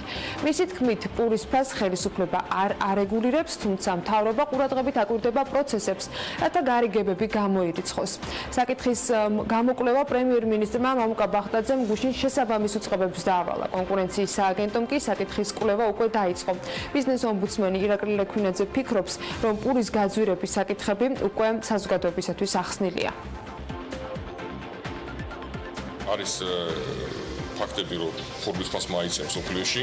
შეიძლება ეს რა თქმა უნდა მოქმედოს შენ პურის ფასზე. კიდევაც მე ვთქვი რამოდენიმე დღის წინ და გუშინაც, რომ ჩვენ ხო არ ვარეგულირებთ პურის ფასს როგორც თავრობა. პურის ფასი არის კომერციულად ფორმირებადი ფასი და ამიტომ თუ თქვა ხორბლის ფასს მაიცე, ხორბალი შემოაქვს პურის წარმოებელს უცხოეთიდან, რა თქმა უნდა ამ ფასის აწევას ის ასახავს პურის ფასში. არანაირი ადმინისტრაციული მეთოდით დღეს საქართველოში რომელიმე პროდუქტზე ფასის რეგულირება ნამდვილად არ ხდება. მე ვფიქრობ აიხსნა პურის ფასის მატების ძირითადი მიზეზები და ეს ხო ძირითადად ეკონომიკური ფაქტორები. ბუნებრივია კონკურენციის სააგენტოს ექნება თავისი შესწავლის შედეგები ამ საკითხთან დაკავშირებით და თუ რომელიმე მიმართულებით არის და დაფიქსირდება არაკეთილსინდისიერი მოქმედების ფაქტები, ბუნებრივია ამის შემდეგ იქნება შესაძლებელი. კიდევ ერთი აქტუალური საკითხია საწვავი და მისი ფასი. რამდენადაც ხშირ შემთხვევაში სხვა პროდუქტებზე ფასების მომატების ერთ-ერთ გამომწვევ მიზეზად სახელდება სწორედ საწვავის გაძვირება. ბოლო პერიოდში საერთაშორისო ბაზრებზე საწვავის ფასი მკვეთრად დაახლოებით $30 შემცირდა. ადგილობრივ ბაზარზე კი მასშტაბის გაიაფება არ დაფიქსირებულა. ვისლ ჯგუფის პრეზიდენტი აღნიშნავს, რომ ფასები დამოკიდებულია ორ ფაქტორზე: ლარის კურსზე და საერთაშორისო ბაზარზე არსებულ ფასებზე. რაც შეეხება შეკითხვას, რომ კონკურენციის სააგენტო ნავთობპროდუქტების ბაზარს ხელახლა იკვლევს, ხაკაძე ამბობს, რომ ეს პრობლემას არ წარმოადგენს, ნავთობიმპორტიორები ყველა კითხვას პასუხს გასცემენ. სექტორი, რომელიც დაკავებულია ნავთობპროდუქტების იმპორტით ქვეყანაში, სრულიად არის დამოკიდებული ორ ფაქტორზე, რაც შეეხება ფასების წარმოქმნას. ეს არის საერთაშორისო ფასი და მეორე არის ლარის კურსი. ჩვენ დღესდღეობით ამას მე მინდა ხაზი გავუსვა, ყველაზე დაბალი მარჟა გვაქვს, რაც ქონია მთელი ამ 20 წლის განმავლობაში. ამაზე მეტი რა უნდა გითხრათ, არ ვიცით. მოგოცემს საშუალება, რომ კიდევ უფრო იყოს დაბალი ფასი, ამას აუცილებლად გავაკეთებთ. თბილისის მერია კოოპერატიული ბინათმშენებლობით დაზარალებულებისათვის სახლების ასაშენებლად დეველოპერებისაგან წინადადებებს ელოდება. მათგან საუკეთესოდ ის გამოცხადდება, რომელიც მერიას პროექტით მეტ საბინაო ფართს შესთავაზებს. მოსახლეობის ამ კატეგორიიდან ბინებს დაახლოებით 3000 ოჯახი ელოდება. ინდივიდუალურად კომპანიები ყოველთვის გამოხატავდნენ დაინტერესებას პროექტზე, რატომღაც ერიდებოდნენ ერთმანეთთან კონკურენციაში შესვლას. ჩვენ მიმართეთ ცოტა სხვანაირ ხერხს, მათ წინადადებებზე ინფორმაციას განვათავსებთ ინვესტორის გვერდზე, მერიის ვებგვერდზე და შესაძლებლობა ექნება ყველა დაინტერესებულ დეველოპერს უკეთესი წინადადება წარმოადგენს, უკეთესი დაზარალებულების დაკმაყოფილების ნაწილში, ანუ ვინც უფრო მეტი დაზარალებულის დაკმაყოფილებას წარმოადგენს, მათ წინადადებას შევთავაზებთ მოსახლეობას. ღვინის ხელშეწყობის გარდა ქართული ბრენდის პოპულარიზაციისათვის ჩვენ მნიშვნელოვანი ინვესტიციების ჩადება მოგვიწევს, ამბობს აგრარულ საკითხთა კომიტეტის თავმჯდომარე საპარლამენტო სხდომაზე სიტყვით გამოსვლისას. ოთარ დანელია ქართული ღვინის ექსპორტთან დაკავშირებით ამ წლის 11 თვის მონაცემებს გამოეხმაურა. შეჯამების ეს კი აღნიშნა, რომ წლის ბოლომდე დაახლოებით 80 მილიონი ბოთლი ღვინის ექსპორტი განხორციელდება, რაც საერთო ჯამში 200 მილიონი ლარის ღირებულების არის. ზოგადი განათლების დაფინანსება 7.50 მილიონ ლარამდე იზრდება, ამბობს ფინანსთა მინისტრი ივანე მაჭავარიანი 2019 წლის ბიუჯეტის პროექტის წარდგენისას. სამინისტროს პრესსამსახური კი განმარტავს, რომ ზრდა მიმდინარე წელთან შედარებით 48 მილიონი ლარია. წინა წარდგენასთან შედარებით ზრდა 11 მილიონს შეადგენს, მათ შორის დამატებითი რესურსი მოხმარდება ბანდატურთა ხელფასების ზრდას, განათლების რეფორმის ფარგლებში ელექტრონული რესურსების შექმნას და ასევე გამყოფი ხაზის მიმდებარე სკოლების პედაგოგთა ანაზღაურების გაზრდას.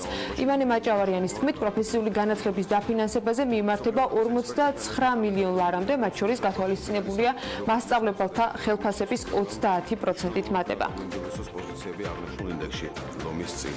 გუშინვე 2019 წლის ბიუჯეტის პროექტის წარდგენისას ფინანსთა მინისტრმა ყურადღება ინფრასტრუქტურული პროექტების გათვალისწინებულ ხარჯებზე გაამახვილა და აღნიშნა, რომ ამ მიმართულებით როგორც სახელმწიფო, ისე მუნიციპალიტეტების ბიუჯეტი ჯამში 3 მილიარდ 700 მილიონ ლარს დახარჯავს.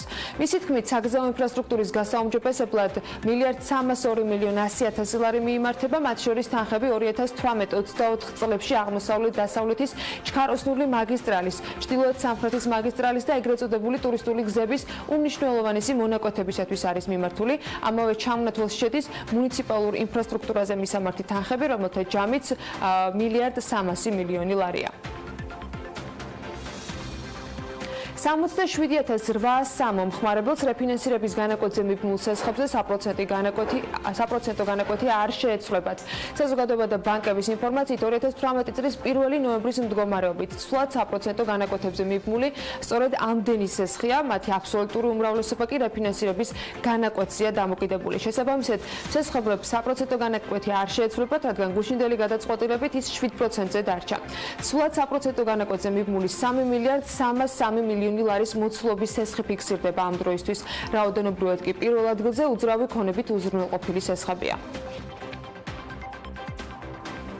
კომპანია ნესკრა ჰიდრო 2018 წლის მესამე კვარტლის ტოპ ინვესტორების ათეულში ხვდება. საქსტატის ინფორმაციით, ნესკრა ჰიდრო იმ 10 ინვესტორ კომპანიას შორის არის დასახელებული, რომელთაც მესამე კვარტალში ყველაზე მეტი პირდაპირი უცხოური ინვესტიცია განახორციელეს. BMG-ს ნესკრას ჰიდროელექტროსადგურის პროექტის განმახორციელებელ ნესკრა ჰიდროში განუცხადეს, რომ კომპანია 2018 წელს ჯამურად 58 მილიონ 200.000 დოლარის ოდენობის ინვესტიციას განახორციელებს.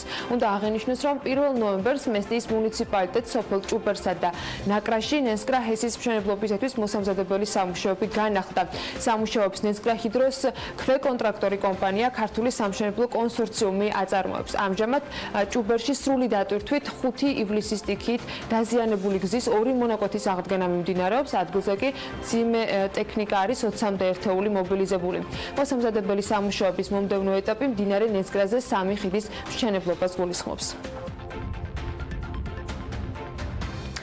2018 წლის 14 და 15 დეკემბერს, ანუ ხვალდაზე, გამოფენების ცენტრი ექსპო ჯორჯია 2 საერთაშორისო გამოფენას უმასპინძლებს. ერთი ხოლგის ქვეშ ესენია ელკომ კავკასიის 2018 და აქვათერმ თბილისი 2018. გამოფენაზე სხვადასხვა პროდუქტები და სერვისები იქნება წარმოდგენილი როგორც სამომხმარებლო, ისე სამრეწველო. შემდეგი დარგებიდან ესენია ენერგეტიკა, ელექტროკომუნიკაცია, ელექტრონული და ჰიდროენერგეტიკა, ასევე ინჟინერია, წყალმომარაგება და გათბობა, კონდიცირება. როგორ ემზადება ექსპო ჯორჯია ღონისძიებისათვის მარიამ ადამიამ მოგვიბზადა სიუჟეტი ამასთან დაკავშირებით. გამოფენების ცენტრი ექსპო ჯორჯია ენერგეტიკისა და წყალმომარაგების დარგის სპეციალისტებისა და სამშენებლო სექტორის წლის ყველაზე მნიშვნელოვანი ინდუსტრიულ გამოფენას მასპინძლობს. ელკომ კავკასიის 2018 და აქვათერმ თბილისი 2018-ის გამოფენების ფარგლებში წარმოდგენილი იქნება სხვადასხვა პროდუქტები და სერვისები როგორც სამომხმარებლო, ისე სამრეწველო დარგებიდან. უფრო კონკრეტულად კი მოსულ დამთვალიერებლებს აქ დახვდებათ საირიგაციო სისტემები, წყლის ფილტრები, მრიცხველები და დამარბილებლები, გამათბობლები, კონდიციონერები და კონდიცირების სისტემები, ბოილერები, გასათბობი ქვაბების დისტენციური მართვის სისტემები და სხვა მნიშვნელოვანი და საჭირო ნივთები. ეს სივრცე არის ერთ-ერთი უნიკალური სივრცე საქართველოში, სადაც არის შესაძლებლობა მიწოდებლები და მომხმარებლები შეხვდნენ ერთმანეთს. რა თქმა უნდა, არის ძალიან მნიშვნელოვანი ესეთი სივრცის არსებობა. ჩვენ მონაწილეობთ ელკომ 2018-ის ფარგლებში, გვაქვს საგამოფენო სივრცე აღებული, კომპანია NTSC არის წარმოდგენილი და პრინციპში ეს არის ის ადგილი, სადაც მოვა უშუალოდ იმ პროდუქციით დაინტერესებული მომხმარებელი, რომელსაც ჩვენ ვაწვდით სერვისებს უკვე მრავალი წელია. ენერგეტიკის სექტორი საქართველოში ინვესტიციებისათვის ერთ-ერთი ყველაზე მიმზიდველი დარგია.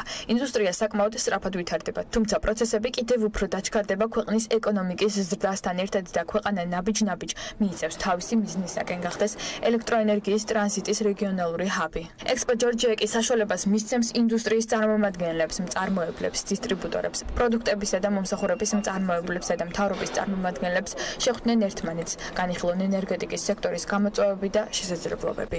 ჩვენ წარმოვადგენთ მსოფლიოში წამყვან ბრენდებს, როგორიც არის ამერიკული ჯონსონ კონსტრუქციებში შემავალი იორკის ბრენდი, შვედური სისტემეირი და ფლიკო და ასევე გერმანული ბრენდი მენერგა.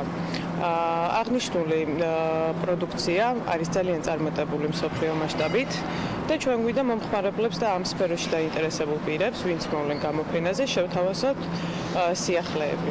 გამოფენის ფარგლებში ჩატარდება B2B შეხვედრები, ასევე გამოფენის პარალელურად იმართება კონფერენცია თემაზე ჰიდროტექნიკური ნაგებობები, პროგრესი კაშხალების უსაფრთხოებაში, განახლებადი ენერგია 2018. კონფერენციაში მონაწილეობას მიიღებენ საერთაშორისო და ქართველი ცნობილი სპეციალისტები და წარმოდგენილი იქნება ახალი მიდგომები, ტექნოლოგიები და საერთაშორისო პრაქტიკა ჰიდროტექნიკური ნაგებობების კაშხალების უსაფრთხოების უზრუნველსაყოფად.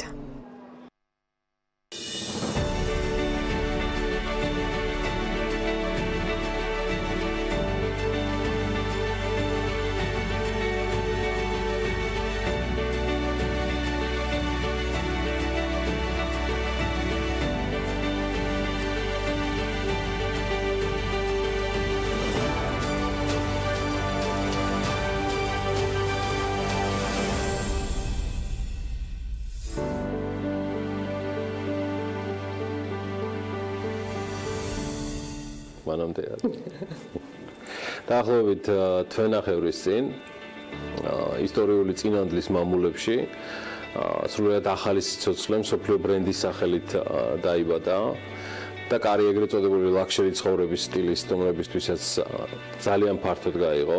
წინანდლის მამულების პირვანდელ მფლობელებს პირველობითა და ტრენდული სიახლეებით მათ თანამედროვეობაში ვერავინ გააკვირვებდა დღეს მათი დანატოვარით მსოფლიოს გაუცებას და მთელი მსოფლიოდან სტუმრების მოზიდვას არც მეტი არც ნაკლები ედისონის ერთ-ერთი ყველაზე ლაქშერი ბრენდი კოლექშენი და მისი მესვეურები ცდილობდნენ და ამისთვის ყველა პირობა აქვთ. ადგილმდებარეობით გამორჩეული უნიკალური სასტუმროს მმართველობა არც მეტი არც ნაკლები 35 წლიანი სტაჟის მქონე ჰოტელიერს ჩაბარდა. იგი ბელგიიდან საქართველოში 1 წლის წინ სწორედ ამ ულამაზესი და ისტორიულ ალაგში იმ ახალი გამოწვევების დასაძლევად დამკვიდრდა. და მანამ აჯგაძის დღევანდელი გმირიც ჭავჭავაძეების მამულებიდან ედისონის ჯგუფის ბრენდის ლოგოთია საქმიანების რუბრიკაში წარმოდგენილი. მანაც აკარი. გამშვიდობის. დაბრუნდი. და ისევ ჭავჭავაძე. ხო, ისევ ჭავჭავაძე. როგორც შენებობს ჩემი ეს არის, რა ქვია, სტიქია. ხო, მაგრამ რაღაცა ძალიან სასიამოვნო, იმიტომ რომ შენ გიყვარს ამ დროში მოგზაურობა. კი.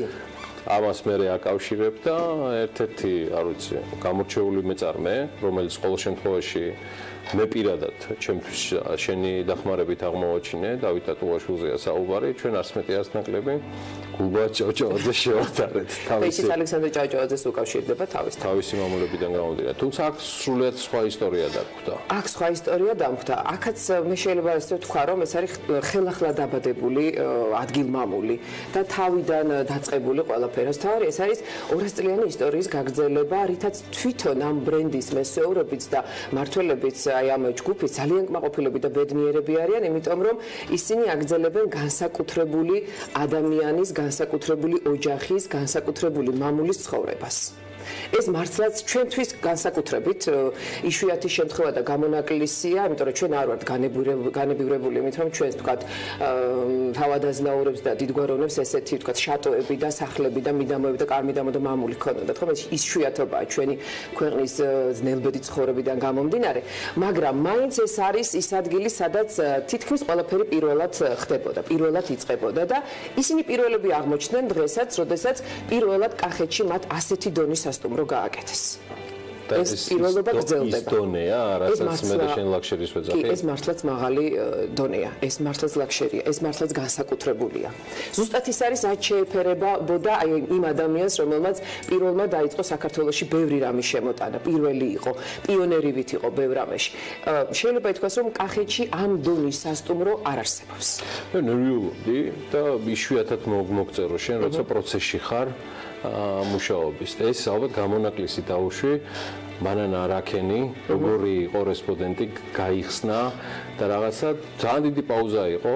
დიდი ხანი მუშაობდა და მე სრულიად აჟიტირებული ვერ ვიტყოდი, მაგრამ აღთვალებულმა მომწერა. იცი, ყოველგვარ მოლოდინს გადააჭარა. კი, მართლაც ესე იყო. იცი, ჩვენ ფიქრობდით, რომ როგორ გაგვეკეთებინა რეპორტაჟი სასტუმროზე, იმიტომ რომ სასტუმრო მაინც ესეთია, ხომ, მეტნაკლებად მკვდარი კადრებით არის, ხომ, შენობა, რაღაც ინვენტარი და სიტუაციები უნდა აჩვენო. ჩვენ გვინდოდა რომ გვეჩვენებინა ადამიანი, რომელიც აქ მუშაობს და ბედნიერია იმით და კმაყოფილია, რომ ეს არის მისი სამუშაოც და მისი სახლიც ერთგვარად. და ისე აწყობს ამ ყველაფერს და აკეთებს, აქედან სიამონებას ღებულობს. როდესაც ამას ხედავ შენ ადამიანს, რომელიც მუშაობს იქ, იქ ხვდები, რომ ჩვეულებრივად არ ხდება ყველაფერი და იქ რაღაცა რუტინული სამუშაო არ არის. ამიტომაც ავიყვანეთ ჩვენ ესეთი პორტრეტის სახით მენეჯერი, მართველი, აი ამ სასტუმროსი და სტეფანი მართლაც არის ძალიან საინტერესო. 35 წლიანი სტაჟი, ხო? და ეს რამდენად ეთყობა ამ ადამიანს, აი ეს 35 წლიანი პორტფოლიო გამოცდილების დაინახე იქ უკვე ადგილზე, რომ ეს ის ადამიანია, ვინც პროფესიონალი ადამიანი, რომელიც ყველაფერში ხედავს დეტალს, ყველაფერს არიჭერს ძალიან დიდ უპირატესობას და კი, აუცილებლად. ბოლომდე. კი. კარტისადავები მის ხელში. აი მაინტერესებს, როგორ ადირიჟორებს ამას ყველაფერს, მისთვის არის ეს გამოწვევა? ეს არ არის მარტო სასტუმრო, მოდი ესე ვთქვათ, ხომ? აი კი, და ადამიანი, რომელიც ერკვევა იმაში, რომ აი თქვათ, კულტურული საწყისები როგორ უნდა იყოს, როგორ უნდა ვითარდებოდეს, როგორი აკუსტიკა უნდა იყოს, როგორი განათება იყოს, ვინ უნდა იყოს დიზაინერი, რომელიც მუშაობს ამ ყველაფერზე. როცა აი ამ ყველაფერში ერკვევა, აი ამ ყველაფერს ცოდნა გააჩნია და ამას გაწვდის შენ ისე როგორც არის, ეს არის ადამიანი, რომელიც რაღაცა მულტიფუნქციური დატვირთვაც აქვს, ისე როგორც ამ სასტუმროს. ხო თქვით რომ ეს მარტო სასტუმრო არის, ისე როგორც თავის დროზე არ იყო ეს მარტო მამული, აქ რაღაცა იყო ძალიან დიდი კულტურული ცხოვრება, ხო? აი ესეც წამოიღო Silk Road ჯგუფმა და განავითარა თავის როგორც ვთქვათ ფილოსოფიაში. ეს ზუსტად ისე ერთ ანუ მათი ცალსახად სწორი არჩევანი გააკეთეს, ანუ Silk Road ჯგუფს გულისხმობ სტეფანოსთან დამკავშირებით. კი, ნამდვილად ასეა. ნამდვილად ასე ეს შესამჩნევიც არის. დამოკიდებულება სტაფთან, დამოკიდებულება საქმის მიმართ. ყველაფრის მიმართ, აი ფერის აღქმას, როგორ ის ჰოსტელერია, რომელიც სანატრელია ნებისმიერი ამ დონის ბრენდის. ნამდვილად ასეა. ჩემთვის შენი საამაყო, საჯარო, წარსული სამსახურებიდან გამომდინარე, ჩემთვის საამაყო მანანა მანიგალაძის წარსული საჯარო სამსახურებიდან გამომდინარე, შენ გაქვს ძალიან ბევრი გამოცდილება უცხოური ვიზიტებისას სხვადასხვა სასტუმროში ყოფნისას. ქონდა შედარების მომენტი. რა მაინტერესებს ამ ყველაფერში?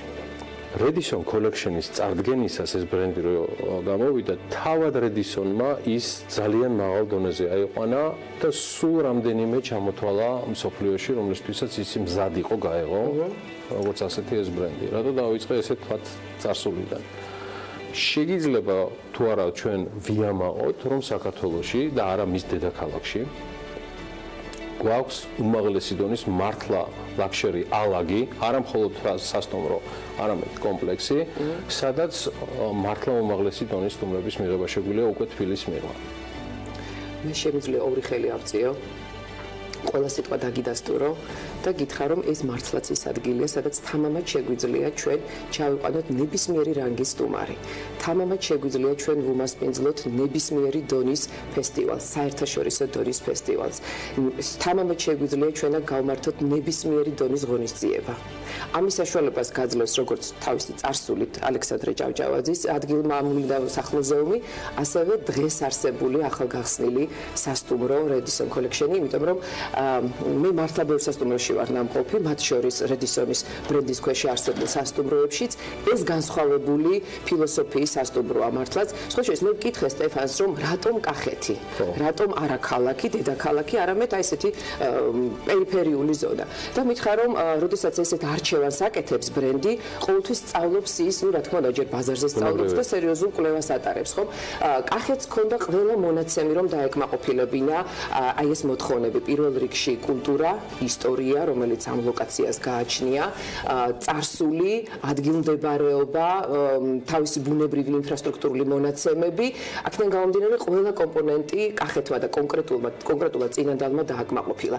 მე ნამყოფი ვარ 2 წლის წინ, როდესაც ხატია ბუნიათიშვილი აქ უკრავდა და ეს არაჩვეულებრივი საღამო იყო, მაშინაც იყო საკმაოდ მაღალი დონის საღამო. ხატია სადაც არის ყველგან უკვე ვარსკვლავი და დღესასწაულია. თვარე ჩამოდის თავისი ფეხით, მაგრამ მართლაც იყო ეს გამართული და აი 5 ვარსკვლავიანი საღამო შეიძლება ასე ითქვას. მოკლედ Silk Road ჯგუფის მორიგი წარმატების მართლა ძალიან სერიოზული მომსწრეები ვართ. არის და სულ რაღაც 2-3 დღეში მათ კიდევ ერთ წარმატებაზე ვისაუბრებთ, მაგრამ ამაზე მოგვიანებით. რა დაარქვი სიუჟეტის სათაური ამჯერზე როგორი იქნება? იცი, ეს მაინც არის ხელმეორედ დაბადება. ხელმეორედ დაბადება. კი. მოდი ვნახოთ მარიამ ანჯელაძის მორიგი საქმიანები, კიდევ ერთი გმირი, ალბათ უფრო სრულად განსხვავებული პორტრეტი, რომელიც აქამდე მოგვიმზადებია.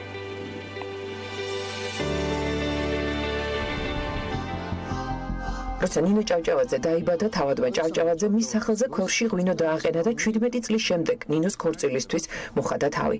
გაივლის კიდევ ცოტა ხანი და ალექსანდრე იქნება პირველი ქართველი, რომელიც ღვინოს როგორც ევროპაში იციან, ისე დააყენებს. ბოთლში ღვინოს ჩაასხამს. როცა წინანდალზე და ალექსანდრე ჭავჭავაძეზე იწყებენ ლაპარაკს, ყველაზე ხშირად ამბობენ პირველი, პირველმა, პირველად. ასეც იყო. პირველი იყო, ვინც ქართული ღვინის წარმოება ევროპულ ტექნოლოგიას დაუკავშირა. ღვინო კასრებში დააყენა, ბოთლში ჩამოასხა. პირველი იყო, ვინც საქართველოში ფორტეპიანო, ეტლი, გიტარა, ბილიარდი შემოიტანა. პირველი იყო, სადაც ევროპული სალონები, კულტურული თავყრილობები სახლში გაიმართა. პირველად აქ თქვეს ქართული თეატრის დაარსების შესახებ და კიდევ ბევრი რამ იყო პირველად. დღეს ამ ყველაფერს სიახლისა და ტრადიციის სინთეზს იმავე მამულში ალექსანდრე ჭავჭავაძის ფილოსოფიას ეძახიან, რომელიც თავარი მესიჯი გახდა იმ ჯგუფისთვის, რომელიც წინანდლის მამულს, მუზეუმს და ახლა უკვე სასტუმროს მართავს. წინანდალი ისევ პირველია. Radisson Collection-ი პირველი საერთაშორისო ბრენდი და პირველი სასტუმრო აღმოჩნდა აღმოსავლეთ ევროპის რეგიონში, რომელიც კახეთში, წინანდალში გაიხსნა. პირველობის ტრადიცია გაგრძელდა. რატომ კახეთში? Radisson Collection-ის სასტუმროები განსაკუთრებით ნარჩევი სასტუმროებია და ლოკაციაც სპეციალურ კრიტერიუმებს უნდა აკმაყოფილებდეს. მაგალითად, შერჩეულ ადგილს უნდა ჰქონდეს საკუთარი ისტორია, ამ ტერიტორიაზე უნდა იყოს ხელმისაწვდომი სხვადასხვა სახის აქტივობა თუ ღირსშესანიშნაობა. სწორედ ამიტომ შევარჩიეთ წინანდლის მამული Radisson Collection-ისთვის. მთელი თავისი ისტორიით გამორჩეული გარემოთი, სიძველითა და საინტერესო ინფრასტრუქტურით ეს ადგილი გახდა Silk Road ჯგუფისა და Radisson Hotel Group-ის ფავორიტი. ჩვენ ძალიან ვამაყობთ ამ არჩევანით. რატომ კახეთის რეგიონი? არ არსებობს იმაზე უკეთესი მიზეზი ვიდრე ის ფაქტი, რომ ეს რეგიონი ღვინის აკვანია. ასე რომ ფაქტობრივად ისტორიიდან გამომდინარე ავაშენეთ სასტუმრო.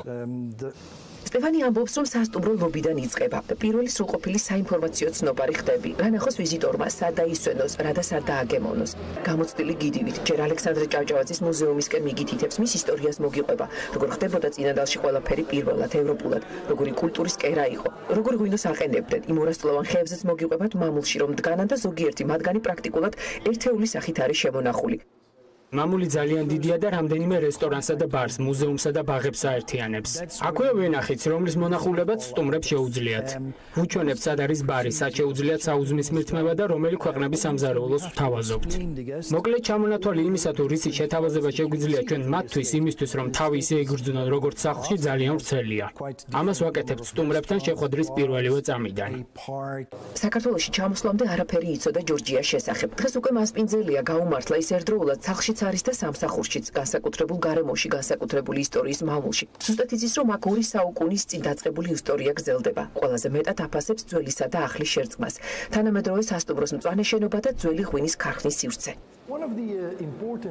პირველი შთაბეჭდილება, რაც აქ შემოსვლისას გრჩება, არის ის, რომ ეს არის დიდი ღია სივრცე და სასტუმროს მთავარი გზაჯვარედინი. ეს კი გულისხმობს იმას, რომ აქეთ მხარეს განთავსებულია ღვინის სადეგუსტაციო ბარი, ჩემგან მარცხნივ თქვენ ხედავთ ლაუნჯს. აქეთ არის ფრანგული ბისტრო, მოტრიალდებით და დაინახავთ შეხვედრების სივრცეს. ჩემს უკან არის დიდი ჰოლი და ბოლოს აქ წარმოდგენილია სარესტორნო სივრცე. აქ ღვინოს თავისი დიდი და განსაკუთრებული ადგილი უკავია. პირველი ევროპელებით არის წინანდალში ჩამოსხმული პირველი ევროპულად აყენებული ბოთლის ღვინო. 1851 წლით დათარიღებული საფერავი და კიდევ ენოთეკაში არსებული 16,000 ბოთლი. საფერავი სტეფანისთვისაც გამორჩეულია გემოვნური თვისებები, სიმტკიცე და ძლიერი არომატები. შეგიძლია მიირთვას უფრასთან განმარტოებით ყოფნისას წინის კითხვის დროს. დღევანდელი წინანდალი აგრძელებს მეღვინეობის 8000 წლოვან ტრადიციას და ამავდროულად თანამედროვე მიდგომის ახალ სტანდარტებს ქმნის. 11 ჯიშის ყურძენი და 11 სახეობის ღვინო, რომელიც ქისისხევის მიკროკლიმატში მოდის, მას როგორც იტყვიან, ექსკლუზიურობას ანიჭებს. ღვინის სადეგუსტაციო ბარის ერთ-ერთი საინტერესო ნაწილი სწორედ ეს განათებაა. ეს არის ინგო მაურერის შექმნილი. მცურავი სანთლებია, ასე ქვია ამ კომპოზიციას. განახებთ კიდევ ერთ სივრცეს, სადაც ისევ მცურავი სანთლებია წარმოდგენილი. ეს სანთლები ელექტრონულია, ხოლო იმ ოთახში ნამდვილი სანთლებია ჩამოკიდებული ჰაერში. ახლა კი გაგვიმარჯოს. ამ ღვინის დაგემოვნებაც განსაკუთრებულ სივრცეშია შესაძლებელი. სადეგუსტაციო დარბაზი, გრძელი მაგი და ბუხარი, მცურავი სანთლები და რაც მთავარია, ღვინო. ძალიან მიყვარს საფერავი. მე როგორც დასავლეთ ევროპელი ფრანგულ ღვინოზე გავიზარდე და მინდა ვაღიარო, რომ ქართული ღვინო აბსოლუტურად განსხვავდება ფრანგული ღვინისგან. რაც ძალიან მიზიდავს და მომწონს ქართულ ღვინოში არის ის, რომ მათ აქვთ კომპლექსური არომატი და ფრანგულ ღვინოზე მეტად ძლიერია. მე ქართული ღვინის ცალკეული ნოტები მომწონს, ასევე გემოს სიმტკიცე. აქაური ღვინო მკვეთრად ახდენს ეფექტს გემოს რეცეპტორებზე. აქედან ეგვიპტურ დარბაზში გადიხარ, ლურჯი ცით, მოციმციმე ვარსკვლავებით. აქაურობას ქართველი არტისტის თამარ კვესიტაძის ხელი ამჩნევია. ის კიდევ ბევრგან შეგხვდება, ისევე როგორც გერმანელი ინგო მაუერის განათება და დიზაინი. აქ აუცილებლად მოგინდება დაჯდე, განმარტოვდე და უცქირო, დიდხანს უცქირო ჰორიზონტს. სტეფანი მაინც შემოდგომას აღიარებს. შემოდგომა კახეთში შეუდარებელია. გვეთანხმება, იქნებოდა აქ თავადი ჭავჭავაძე რომანტიკოსი.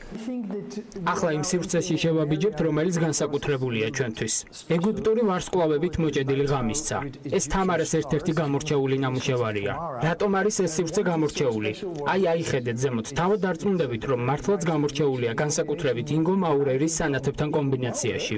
რაც შეეხება შუაგანყოფილებას, ამ სივრცეში შეგიძლიათ ჩამოჯდეთ და ცოტა ხნით ცხოვრებაზე ჩაფიქრდეთ. წინადალში უჩვეულო გასტრონომიული მოგზაურობა გელით. შეგიძლიათ დილა წმინდა წყლის ფრანგული ბისტროდან დაიწყოთ. აქ ყველაფერი ფრანგულ დეტალებშია. რატომ ფრანგული ბისტრო?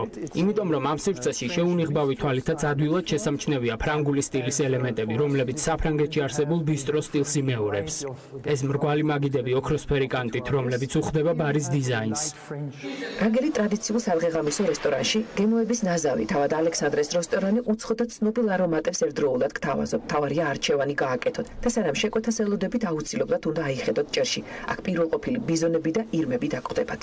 ახლა უკვე რესტორან პრინც ალექსანდერში ვიმყოფებით. აქ დამსვენებელს შეუძლია მიირთვას აუზმე სადილი და ვახშამი. ეს სივრცე შედარებით უჩვეულოა, იმიტომ რომ სხვადასხვა ელემენტების ერთობლიობაა. არანაკლებ მნიშვნელოვანია ჭერი, რომელიც იმეორებს გამოქვაბულის მხატვრობას, კერძოდ კი საფრანგეთის სამხრეთ-დასავლეთში მდებარე ლასკოს მღვიმის მხატვრობას. ეს ორიგინალური იდეა ასევე ინგო მაურერს ეკუთვნის. Redison Collection-ი ეს ბრენდი განსაკუთრებულ ვიზიტორს გულისხმობს. კატეგორია ბიზნესი და საქმიანი ადამიანებისათვის, რომელსაც საქმე და რელაქსი ხშირად კომბინირებული აქვს.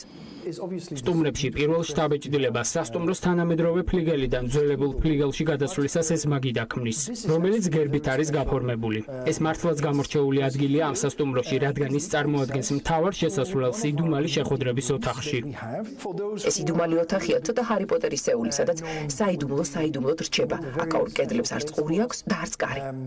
თუ მიმოიხედავთ გარშემო ოთახს ერთი შეხედვით ვერ შეამჩნევთ, ის დამალულია. ამ კედლის მიღმა არის მულტიფუნქციური ოთახი. შემოგბრძანდით. აი რა ხდის ამ ოთახს ასეთ განსაკუთრებულს. მცურავი სანთლები ეს ჰარი პოტერის ფილმის კადრს მოგაგონებთ. აქ ბიზნესმენებს შეუძლიათ ყოველგვარი საიდუმლოებები გაუზიარონ ერთმანეთს, აქედან კი მათ ხმას ვერავინ გაიგებს. მეტიც, ვერავინ შეამჩნევს, რომ ეს ოთახი საერთოდ არსებობს სასტუმროში. ეს იყო Redison Collection-ის ისტორიული სივრცე. სასტუმროში შესულს თანამედროვე გარემო და წელიწადის 4-ვე დრო დაგხვდებათ. მთავარია აირჩიოთ 151 ნომრიდან ოთახი და წელიწადის დრო. ახლა პრემიუმ კლასის ნომერში შემოვიდეთ, რომელიც სასტუმროს მეოთხე სართულზეა განთავსებული. Redison Collection-ის ერთ-ერთი მთავარი უპირატესობა მისი უნიკალურობაა. ჩვენ აქცენტს მაქსიმალურ კომფორტზე ვაკეთებთ. აქვე ხედავთ 6 ბალიშს. ჩვენივე წარმოების ღვინოს ნომრების უმრავლესობას აქვს აივნები კავკასიონის ულამაზესი ხედებით. ყველა ოთახი ჭურვილია სმარტ ტელევიზორებით და მომსახურების მოქნილი სერვისით. ნომრებში განთავსებულია ტანსაცმლის კარადები, მინიბარი, კომფორტული აბაზანა და 30 სანტიმეტრის დიამეტრის საშხაპი აგრეგატი, რომელიც წვიმის იმიტაციას ქმნის შხაპის მიღებისას. მესამე სართულზე გაზაფხულია, განსხვავებულია კონცეფციაც, მაგრამ არის ის, რაც ყველასთვის სტანდარტია, Redison Collection-ისთვის ხარისხი, საკუთარი ხელწერა, 6 ბალიში და შხაპი წვიმის იმიტაციით. ნახეთ, როგორ შეიცვალა ოთახის ფერიც. ეს ნომერი ჯუნიორ სუიტის კატეგორიას განეკუთვნება და შედარებით უფრო მეტ შესაძლებლობებს იძლევა დამსვენებლებისთვის. ღია აბაზანა, 2 smart ტელევიზორი, პატარა სამუშაო სივრცე, king size საწოლი და დამატებითი საშხაპი. სასტუმროს მეოთხე სართულიც განსაკუთრებულია. ღია ტერასაზე კავკასიონთან პირისპირ შეხვედრა გელით. მაგრამ თუ კითხვენ ვარჯიში და ცურვა გჭირდებათ და გხვდებათ აუზი ყველა სეზონისთვის, spa, ფიტნესი, სავარჯიშო სივრცე. Spa, ფიტნესი, საცურაო აუზი პანორამული ხედებით. სასტუმროს თანამედროვე სივრცეს 2 დიზაინერი ჰყავდა: კრისტინა გაბასი და დამიან ფიგუერასი. სასტუმროში ნომრები 4 სართულზეა განთავსებული და თითოეული სართული ინდივიდუალური ფერითა და მატერიის გრადაციით გამოირჩევა. რაც 2007 წელს Silk Road ჯგუფს წინანდლის მამული 59 წლიანი იჯარით გადაეცა, პირველი რიგი სამუშაოები მუზეუმისა და ბაღის რეაბილიტაცია იყო, თუმცა პროექტში თავიდანვე იყო ჩადებული წინანდლისთვის ტრადიციული კულტურული მიმართულების განვითარება. სასტუმროს მშენებლობა საპარტნიორო ფონდის და TBC ბანკის ფინანსური მხარდაჭერით მოხდა. ეს დაუვიწყარი საღამოა მუსიკის საერთაშორისო ფესტივალის დაარსებისადმი მიზნულ კონცერტზე. ფესტივალი აქ 2019 წლიდან ყოველ შემოდგომაზე გაიმართება. ეს საუკეთესო ადგილია კონცერტებისთვის, თეატრალური და საოპერო წარმოდგენებისთვის, ივენთებისა და დიდი ღონისძიებებისთვის. სივრცე 1200 კაცია გათვალისწინებული. ღია სივრცეს დახურული საკონცერტო დარბაზი ცვლის, განსაკუთრებული აკუსტიკით. საჭირო იყო საუკეთესო ჟღერადობა და ამის ტექნოლოგიურ უზრუნველყოფაში სოლიდური ინვესტიცია ჩაიდო. სტეფანი დიდი მოგზაურობის შემდეგ ყველაზე მყუდრო გარემოს გვთავაზობთ. ბარი ბიბლიოთეკა, თამარ კვესიტაძის ხელწერით და Golden Room-ი, ოქროს ოთახი, სადაც ის დროებით ოფისის გარეშე მყოფი ყველაზე კარგად უთავსებს ერთმანეთს საქმეს, დასვენებას და განმარტოებას. გეგმებზე საუბრის დროს წინადალში ყვებია დიდ გეგმებზე. ვენახები, ახალი პარკის განვითარება, რომელიც 18 ჰექტარ ტერიტორიას მოიცავს. განსაკუთრებით საქმიანებისთვის, ვისაც გზაში დროის დაკარგვა არ უნდა პეტრეის მოედანი ელოდებათ. ფესტივალები, გამოფენები, კონცერტები, პროექტი ამით არ სრულდება, მხოლოდ გრძელდება. ეს არის ძალიან ვრცელი პროექტი, წინადლის მამულის აღდგენა, რომელსაც ბევრი კომპონენტი აქვს. მაგრამ ყველაფერი თავიდანვე ემსახურებოდა წინადლის როგორც საქართველოს კულტურული ერთ-ერთი ცენტრის აღდგენას, მის რაღაცნაირად გაზრდას და ამ შემთხვევაში გიორგი რამიშვილის ჩანაფიქრით თავიდანვე სასტუმრო განიხილებოდა როგორც რაღაც, რაც ის კომპონენტი ამ პროექტის, რომელიც შეავსებდა, ძალას მისცემდა აქაურობის კულტურულ ცხოვრებას. წინადალში ბევრ ამას აღმოაჩენ, ბევრსაც თავიდან. თავადი ჭავჭავაძე კმაყოფილი იქნებოდა თავისი მამულით და ყველაფერს მისი საზომით უყურებენ. პირველობა, თანამედროვე და სიძველე ერთად, ტრადიცია და განვითარება, განსაკუთრებულობა, მეღვინეობა და კულტურული თავყრილობები, სტუმარი და მასპინძელი და რაც მთავარია, ხარისხი. ანუ როგორც Redison Collection-ში იტყვიან, გვესტუმრეთ არაჩვეულებრივ სამყაროში.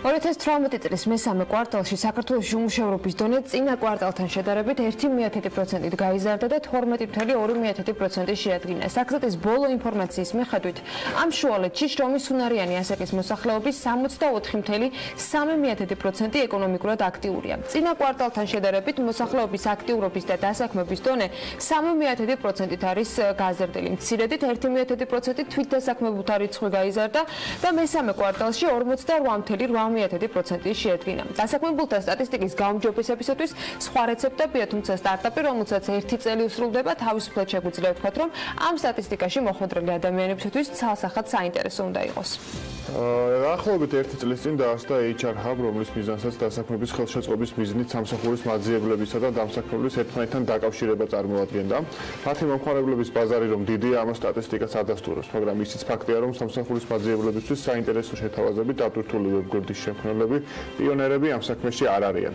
რატომ იყო სტარტაპი საქართველოს პროექტებისთვის, HR Hub-ის დაფინანსებისთვის საინტერესო და რა შედეგი მოყვა, რამდენიმე თვე არ მუშაობა, სტუმრები ამაში უკვე გაგორკვევენ და დავით კიკვიძე HR Hub-ის დამფუძნებელი და დირექტორი და გიორგი ლომიძე სტარტაპ საქართველოს დირექტორი უკვე ჩვენთან არიან. მათ მივესალმები კიდევ ერთხელ და მადლობას მოუხდით სტუმრობისთვის. ჯერ მინდა რომ დავიწყოთ იდეა საიდან გაჩნდა და რატომ გაწყოთ რომ ასეთი ვებგვერდი გააკეთებინეთ, იმიტომ რომ ის არ არის პირველი, როდესაც ადამიანებს აქვთ ერთ პლატფორმაზე გარკვეული ვაკანსიების მოძიების შესაძლებლობა. რა საჭიროება დაინახეთ მისი? იდეა გაჩნდა იქიდან, რომ მრავალი წელია ჩემი სამუშაო გამოცდილებიდან არაერთხელ ყოფილვარ თუნდაც დამსაქმებლის სტატუსში, თუნდაც სამსახურის მაძიებლის სტატუსში და ზუსტად აი ამ გამოცდილებამ მაჩვენა, რომ უკავშირი დამსაქმებელსა და მაძიებელს შორის მაინც და მაინც სრულფასოვანი არ არის. ამ დღეს მიმდინარე ეტაპზე ბაზარი ასე ვთქვათ შემოფარგლულია დამსაქმებლების მიერ გამოცხადებული ვაკანსიების გარშემო და ზუსტად ეს არის რეალურად ჩვენი შრომითი ბაზარი. ჩვენი ასე ვთქვათ აპლიკანტები, ადამიანები, რომლებსაც სამსახურს ეძებენ, ერთადერთი გზა რეალურად რჩებათ ის, რომ შევიდეს სხვადასხვა საიტებზე და იქ შეძლონ და მოძებნონ მათზე მორგებული სამსახურის ასე ვთქვათ აღწერილობა და იქ გააგზავნონ შესაბამისი აპლიკაცია და ასე შემდეგ.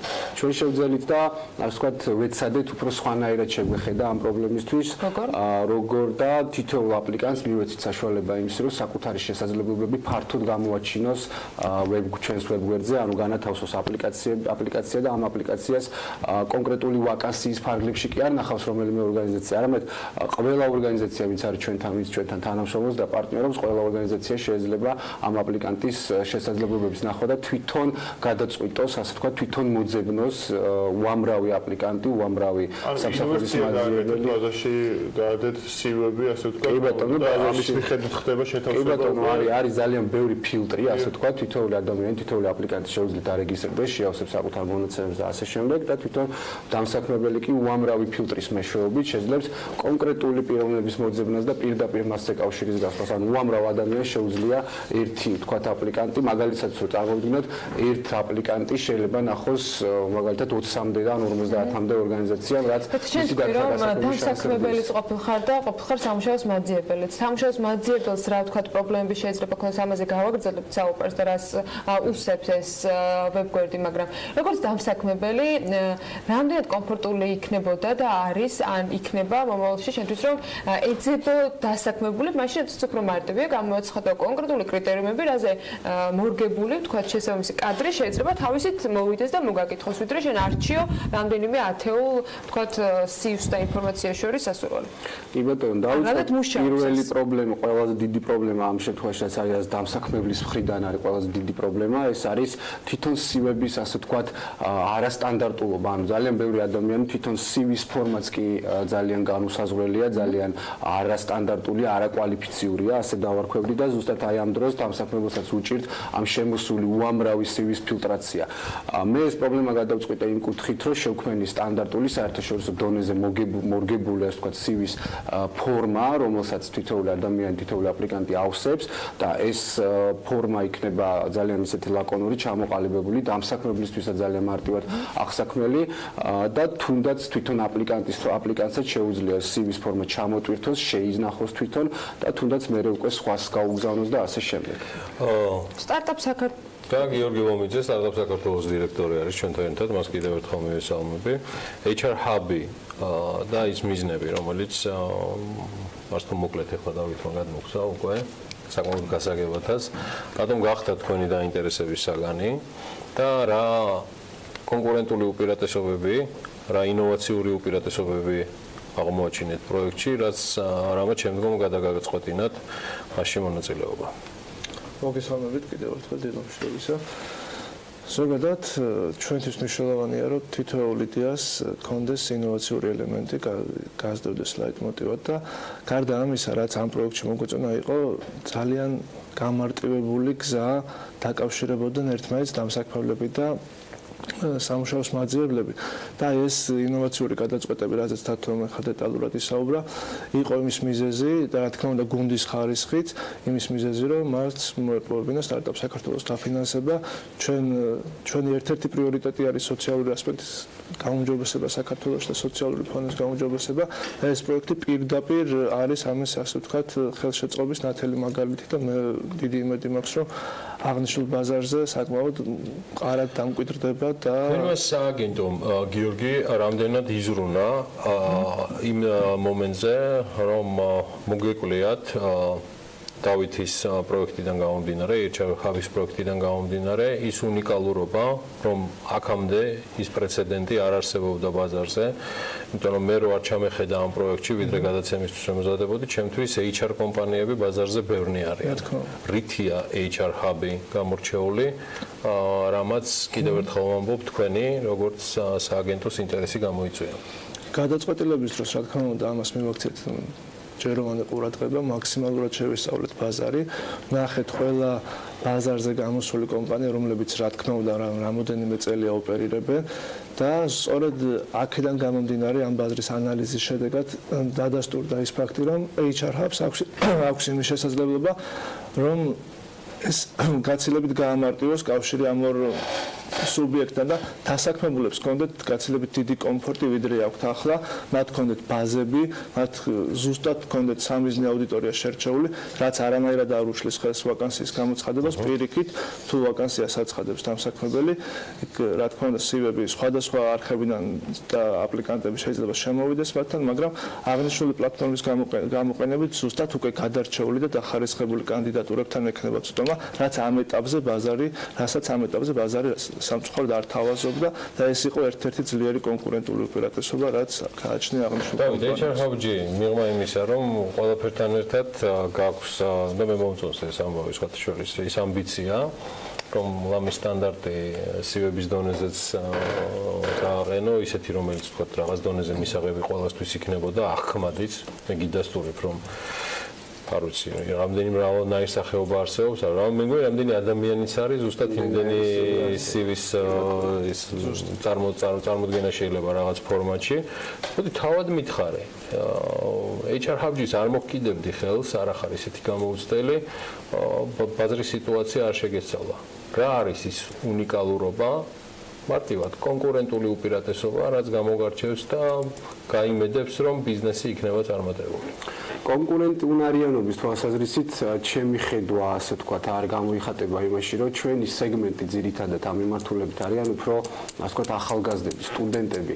ანუ ის კატეგორია, ის სეგმენტი, რომელთა დენადობა მიმდინარე ეტაპზე სამსახურიდან სამსახურში არის ძალიან მაღალი.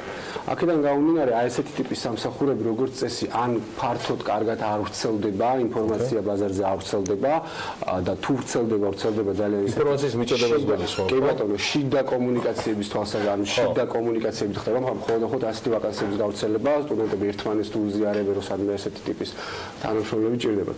ჩემი, ასე ვთქვათ, პლატფორმის მეშვეობით, ფაქტობრივად ეს სიტუაცია ავტომატურად მოგვარდება, იმიტომ რომ დამსაქმებლები, რომელსაც ჭირდებათ ასეთ ხშირი დენადობის ტიპის კადრები, ანუ ადამიანური რესურსები, თუნდაც, ვთქვათ, ჰოსტები, თუნდაც მომსახურების სერვისში მომუშავე ადამიანები, ისინი თავად შეძლებენ კონკრეტული კრიტერიუმების მიხედვით, ასაკობრივი ჯგუფის მიხედვით, სქესის მიხედვით, სამუშაო მიმართულების მიხედვით, გამოცდილების დონის მიხედვით, კონკრეტულად შეარჩიონ საკუთარი თანამშრომლები, კონკრეტულად მოძებნონ ის ადამიანები და მეორე მხრივ თვითონ აპლიკანტები უკვე აღარ იქნებიან, უკვე დროს აღარ დაკარგავენ, ასე ვთქვათ, დილა საღამომდე კომპიუტერში ჯდომისგან. როგორია შედეგები ერთი წლის თავზე? აი, ეხლა ვიწყებთ, ასე ვთქვათ და პირველი შედეგები მინდა ვთქვა, რომ ძალიან დამაიმედებელია, ძალიან კარგად მიდის, ასე ვთქვათ, მუშაობა, თვითონ ინფორმაციის გავრცელების თვალსაზრისით და PR-მაც საკმაოდ კარგად იმუშავა და იმედოვნებ, რომ უახლოეს პერიოდში კიდევ უფრო გაიზრდება.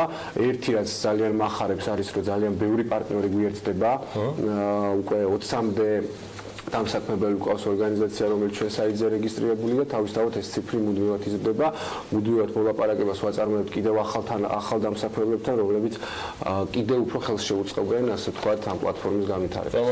დიდი მადლობა. პროექტები, რომელსაც თქვენი სააგენტო უძღვება, წლევანდელი წელიწადი, როგორ დასრულდა, რამდენად ასე ვთქვათ, იყო შესრულებული ყველაფერი, რაც დაგეგმეთ წლის განმავლობაში და შეგვიძლია თუ არა ორი სიტყვით და ძალიან მოკლედ, ბატონო გიორგი, გეგმებზე 2019 წლის ვთქვა. კი ბატონო, დიდი სიამოვნებით. 2018 წელი საკმაოდ აქტიური არა მარტო აკრედიტების კუთხით და ინვესტიციების განხორციელების კუთხით, არამედ ზოგადად სტარტაპის ცნობადობის ამაღლების კუთხითაც მთელი საქართველოს რეგიონის მასშტაბით. ცოტა ოვერდოზი მოგვიდის სტარტაპზე და იმას ვეძახით ხოლმე პერიოდულად, რაც სტარტაპი არ არის, მაგრამ ეს თემა არის. ზუსტად ეგ არის, აქედან გამომდინარე ქონდა ძალიან ბევრი შეხვედრა მოსახლეობასთან, რომ ჩვენ ზუსტად ვიცოდეთ, რას ნიშნავს სტარტაპი და რა არის და რა არ არის სტარტაპი. და აქედან გამომდინარე იმედი მაქვს ეს ინფორმაცია საკმაოდ მივიტანეთ მოსახლეობამდე. გარდა ამისა, საკმაოდ მრავალი პროექტი იყო, ახალი ინოვაციური იდეა, რომელიც დაფინანსების სტადიაზე არის, მოიპოვეს მათ დაფინანსებები და უკვე ხელშეკრულების გაფორმების ეტაპებზე გვართ გადასული. გარდა ამისა, წინა წლებში გამარჯვებული იდეები მუდმივად მუშაობენ და ასე ვთქვათ, გამოდიან ბაზარზე და მინდა აღვნიშნო, რომ 2019 წელს სტარტაპ საქართველოს საპარტნიორო ფრონტთან ერთად გეგმავს არაერთ აქტივობას, გეგმავს გააქტიურებას უფრო მეტად ამ ბაზარზე და მინდა იმედი გამოვთქვა, რომ მოსახლეობის მხრიდანაც იქნება იმის ინტერესი, რომ ნებისმიერმა იდეამ, რომელმაც შეიძლება მოიპოვოს დაფინანსება, მოაღწიოს ჩვენამდე და ჩვენ ამისთვის ყოველთვის მზად ვიქნებით. ანუ 2019 წელიც იქნება ისეთივე აქტიური, როგორც წინა წლები და მე იმედი მაქვს, რომ გაცილებით მეტი პროექტი მოიპოვებს დაფინანსებას, ანუ დაგეგმილზე მეტის შემთხვევაშიც არანაირი პრობლემა არ არის, ჩვენ მუდმივად ვიქნებით მათ გვერდით, მთავარია იდეები არსებობდეს საქართველოში და ჩვენ იმის მზაობა ყოველთვის გვაქვს, რომ დაფინანსება გავუშვათ. მადლობა გიორგი ლომიძეს, იგი სტარტაპ საქართველოს დირექტორია, HR Hub-ის დამფუძნებელი და მმართველი პარტნიორი და დირექტორი კი დავით კიკვიძე ჩვენთან ერთად იყო. მე მას გაორმაგებას და გაათმაგებას უსურვებ დარეგისტრირებული დამსაქმებლებისა საიტზე და წარმატებები მას. ბევრ სხვა ამპლუაში ციხილავთ მას ჩვენთან და მხოლოდ მოხარული ვარ ამ აქტივობების. კარგი, გავიდით რეკლამაზე და ამის შემდეგ ძალიან საინტერესო თემას წარმოგიდგენ TBC კაპიტალმა. ძალიან საინტერესო კვლევა ჩაატარა, იგი კვებისა და სწრაფი მოხმარების პროდუქციას ეხება. ეს საკმაოდ საინტერესო ინდუსტრიაა, მზარდიც და გარკვეულწილად მის მზარდობას, ასე ვთქვათ, ერთგვარად მაინც უფრო ჯერჯერობით არითმეტიკული პროგრესით TBC კაპიტალის პროფესიონალთა კვლევას ადასტურებს. სწორედ მათ წარმომადგენლებთან სულ რამდენიმე წუთში რეკლამის შემდეგ ვისაუბრებთ. დარჩით TV პირველზე. ამინდის პროგნოზის სპონსორია SEU დეველოპმენტი.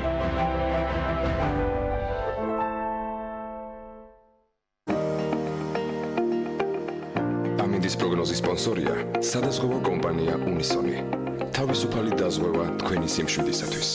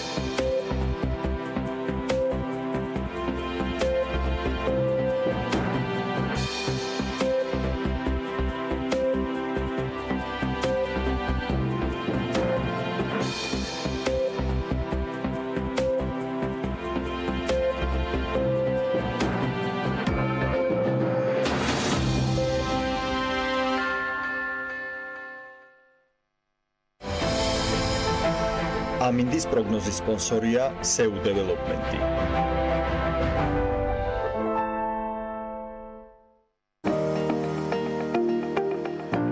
ამინდის პროგნოზის სპონსორია სადაზღვევო კომპანია უნისონი. თავისუფალი დაზღვევა თქვენი სიმშვიდისათვის.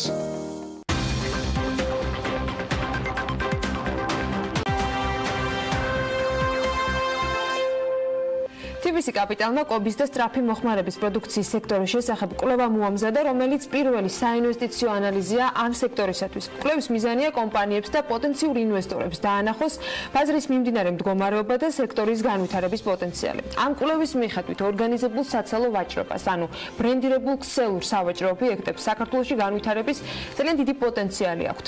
2017 წლის მდგომარეობით სექტორის ზომა 7 მილიარდ 800 მილიონი ლარის მოცულობის იყო, საიდანაც მხოლოდ 16% ორგანიზებული ბაზრის მოთამაშეებს ეკავათ.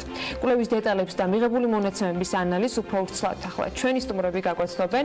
ქეთევან კანდელაკი TBC ბანკის კორპორაციული სექტორის სწრაფად ბრუნვადი პროდუქციის სექტორის უფროსი და ნინო ცხადაია TBC კაპიტალის კვლევის და საბროკერო დეპარტამენტის უფროსი არიან ჩვენთან ერთად. მადლობა მათ სტუმრობისათვის, მithumetes რომ ამ კვლევაზე ცდომა ჯერჯერობით ასე ღია არ არის და ძალიან საინტერესო ინფორმაციას მოგწევს.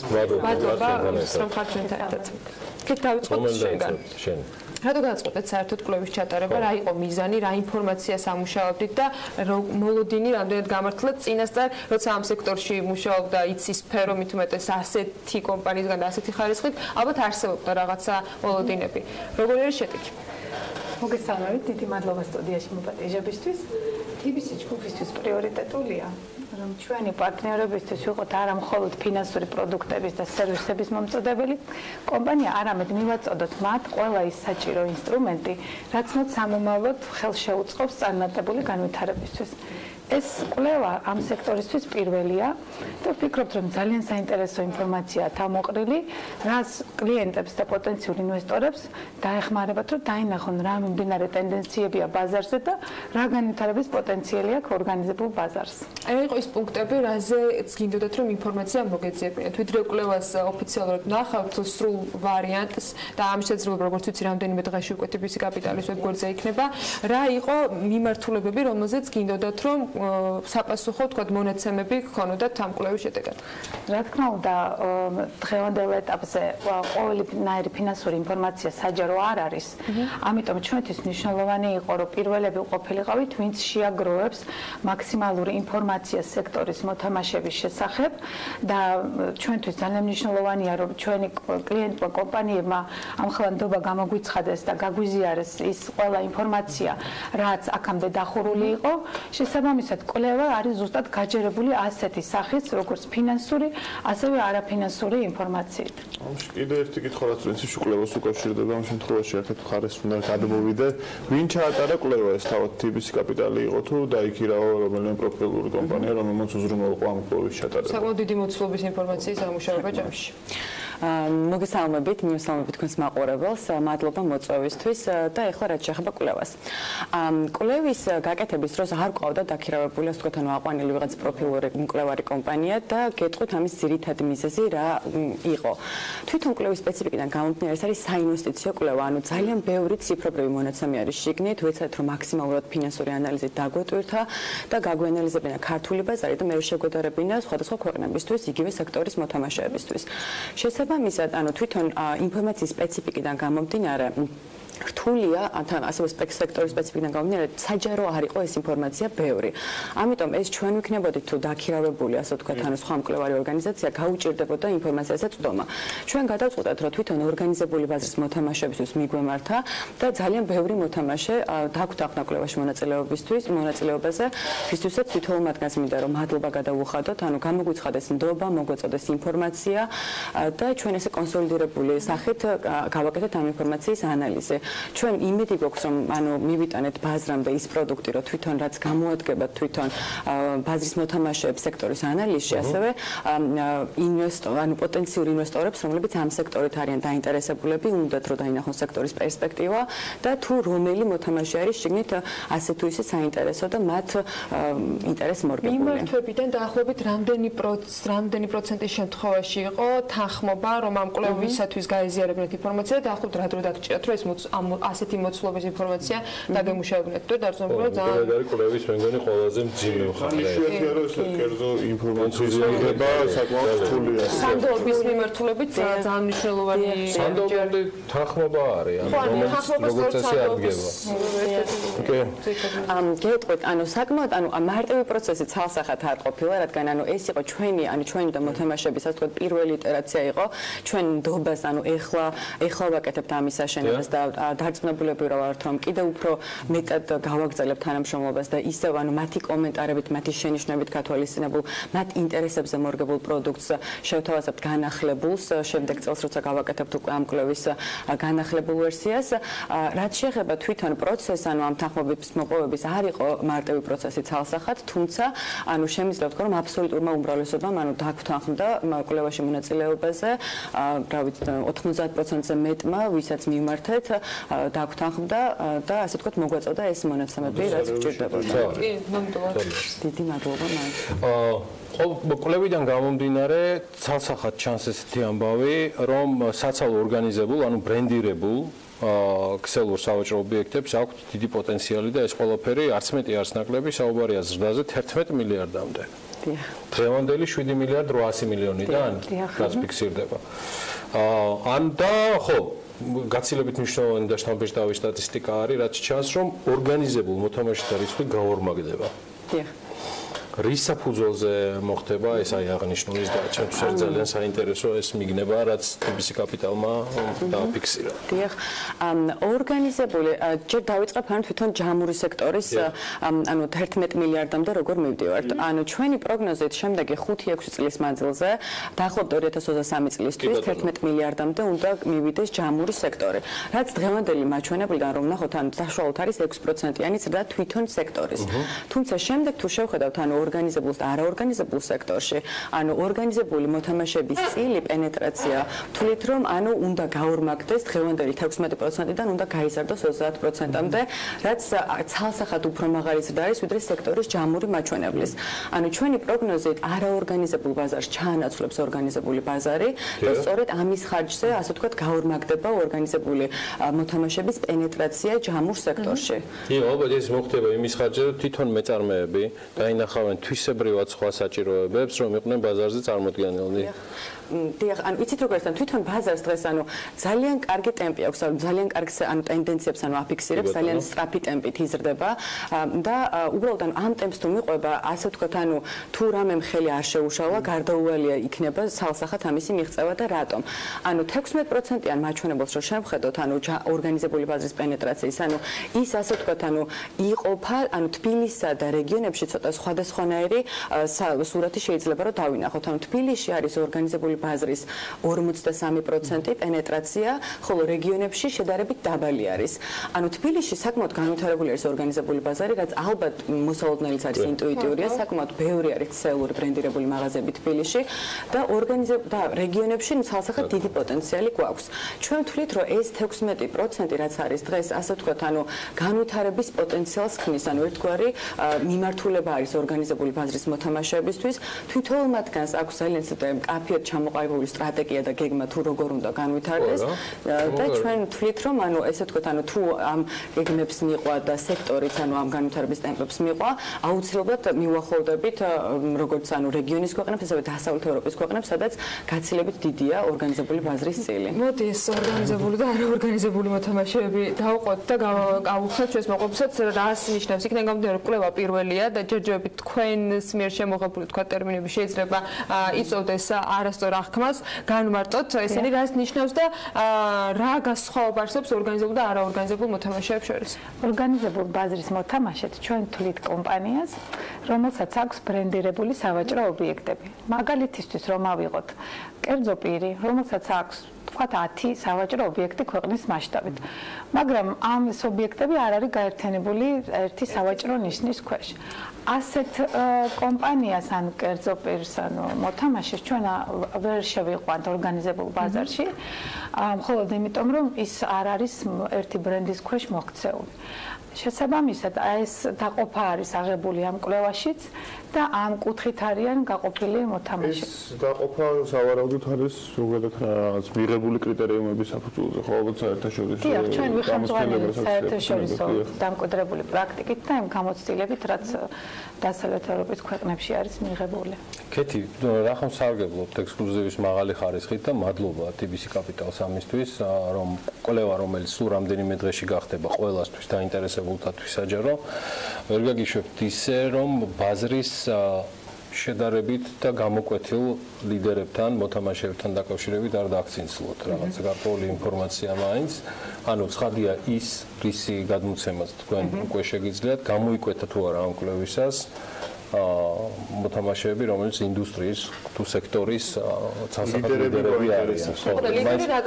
Forbes-ის გუნდის ის და გაგვიწყრეთ. ძალიან მნიშვნელოვანი შეკითხვაა, ძალიან დიდი მადლობა ამ შეკითხვისთვის. ჩვენ ასე ვთვლით და ესეც არის, რომ ეს სექტორი არის ძალიან მზარდი და ძალიან პერსპექტიული. შესაბამისად, ის კომპანიები, რომლებიც დღეს ამ ბაზარზე ოპერირებენ, სხვადასხვა ჭრილში ყველანი ლიდერებს წარმოადგენენ. შესაბამისად, ის კომპანიები, ვინც ჩვენ გამოვიკვლიეთ, გარკვეული მიმართულებებით ლიდერები არიან. ასევე შემიძლია ისიც გითხრათ, რომ თითოეული მათი გადადგმული ნაბიჯი ბაზარზე ძალიან ნათლად მერე აისახება ბაზრის კონjunქტურაზე. ამიტომ იქიდან გამომდინარე, რომ ბაზარი მაინც ლიმიტირებულია და ყოველი მათი გადადგმული ნაბიჯი უკვე ჩანს ხელის გულზე საქართველოში. შესაბამისად, ჩვენ ვფიქრობთ, რომ სხვადასხვა კრიტერიუმით ის კომპანიები, რომლებიც კვლევაში მონაწილეობენ, ლიდერებს წარმოადგენენ. თუმცა ასევე, რა თქმა უნდა, მაყურებელსაც და ჩვენ საზოგადოებასაც თუ გავალთ ქუჩაში, იქაც კარგად ჩანს, ვინ არიან ორგანიზებული ბაზრის მოთამაშეები, რადგან როგორც თქვენს აღნიშნეთ, ეს კომპანიები თავს არეკლამებენ, ბრენდი აქვს და რა თქმა უნდა, ისინი ჩანან როგორც ბაზრის ლიდერი კომპანიები. შენიერ, მოკლედ ოლიმპიური სისტემაა კვლევაში ვინცოთ და ლიდერი გამოდის ყველა ორგანიზებული ბაზრიდან. მონაწილეობა უკვე გამარჯვება არის. თავარია შენ ოლიმპიურ სისტემაზე ლაპო ბოდიში არ გაავლონ ზაზა პარალელი ფეოლასთან თორე. რო არა მოხდეს გამოვიდა. მადლობა ძალიან დიდი ინფორმაციისთვის. მე ველოდები კვლევას კიდევ უფრო დეტალური ანგარიშისათვის და დარწმუნებული ვარ, რომ ძალიან ბევრ საინტერესო ინფორმაციას ამოვიკითხავთ ამასთან დაკავშირებით, როგორც ვიცი, ერთ-ერთ დღეში უნდა იყოს უკვე ვერც. ალაშვილს შეუძლია იყოს 7 და ამაყი ესე მაღალ დონეზე ჩაიარა ინტერვიუ, მერწმუნეთ, ეს იყო ძალიან კარგი სტარტი. ქეთევან კანდელაკის, იგი TBC ბანკის კორპორატიული სექტორის სწრაფად ბრუნვადი პროდუქციის სექტორის ხელმძღვანელი გახლავთ და მადლობა ნინო ცხადაიას, TBC კაპიტალს, კვლევისა და საბროკერო დეპარტამენტის ხელმძღვანელს მომბრძანებისთვის. მცირედი რეკლამა და კიდევ ერთი ძალიან საინტერესო თემით გიბრუნდებით. იმას ლაპო და ზაზა მიხედავენ, ძალიან საინტერესო მე რაღაც მნიშვნელოვანი თემა კიდე შესაძლებლად მალე დაგიბრუნდებით.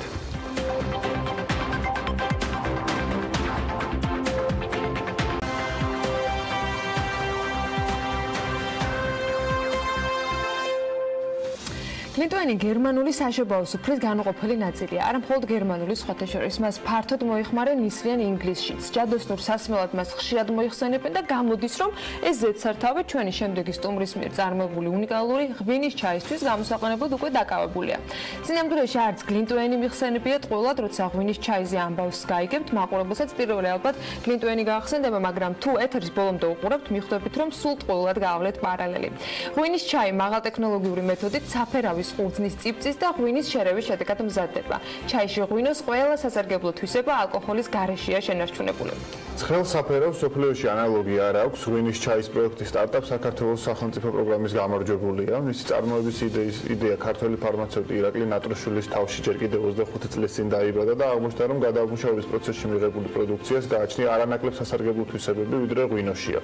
გემოთი როგორია ამას რომ დავაგემოვნებთ გეტყვით და ეს მალე იქნება სავარაუდოდ.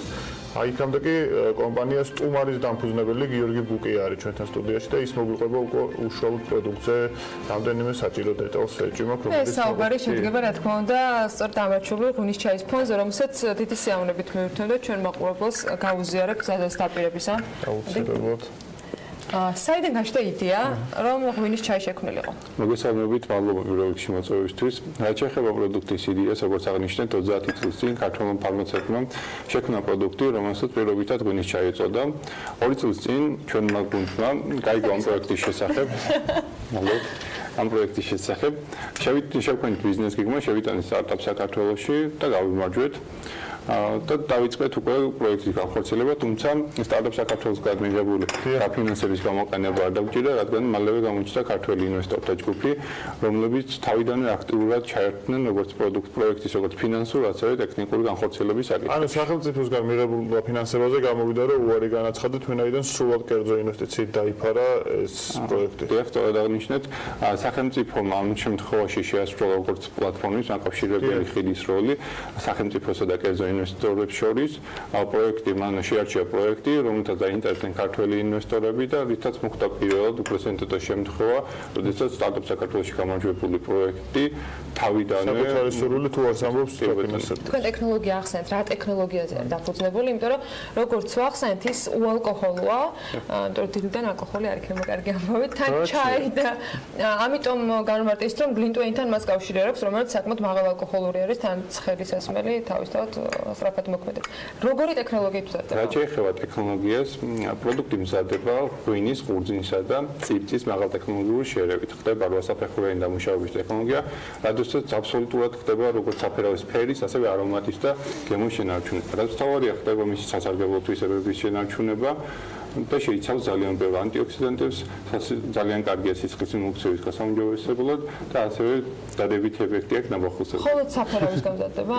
ამ ეტაპზე ვამზადებთ პროდუქტს მხოლოდ საფერავისგან, თუმცა მიმდინარეობს კვლევები და სამომავლოდ გეგმავთ პროდუქტზე ასორტიმენტის მატერიალს. თქვენ შექმნით ბრენდი სტუმარი, რომელიც საქართველოს ფარგლებს გარეთაც იქნება აქტიურად წარმოდგენილი. ჩვენი მაყურებელი შეძლებს დაინახოს, როგორ გამოიყურება ვიზუალურად. ტურისტებისთვის ნამდვილად კარგი სანახაობა არის და საჩუქრად წასაღებ როდესაც ვინმე უცხოელთან გინდა რომ საქართველოს რაიმე ფორმით წარმოაჩინა, მე მგონი ძალიან საინტერესო არის, მაგრამ რატომ სტუმარი და სად გეგმავთ რომ პროდუქცია წარადგინოთ? საქართველოს ჩამოსულ სტუმრებს პირველ რიგში მასპინძლებით გვინით, რომელთაც ესე მომაყობთ. თუმცა მეორე დღეს გვინოს აქვს ბახუსის ეფექტი, რითაც სტუმრით ხელს უწყობთ ბახუსიდან გამოსვლის პროცესს, რადგან შეიცავს ძალიან ბევრ სასარგებლო თვისებებს, სისხლის მიმოქცევის გაუმჯობესების კუთხით, მეტაბოლიზმი ვითარდება ორგანიზმში, და აქედან გამომდინარე ადამიანი მარტივად გამოდის ბახუსით.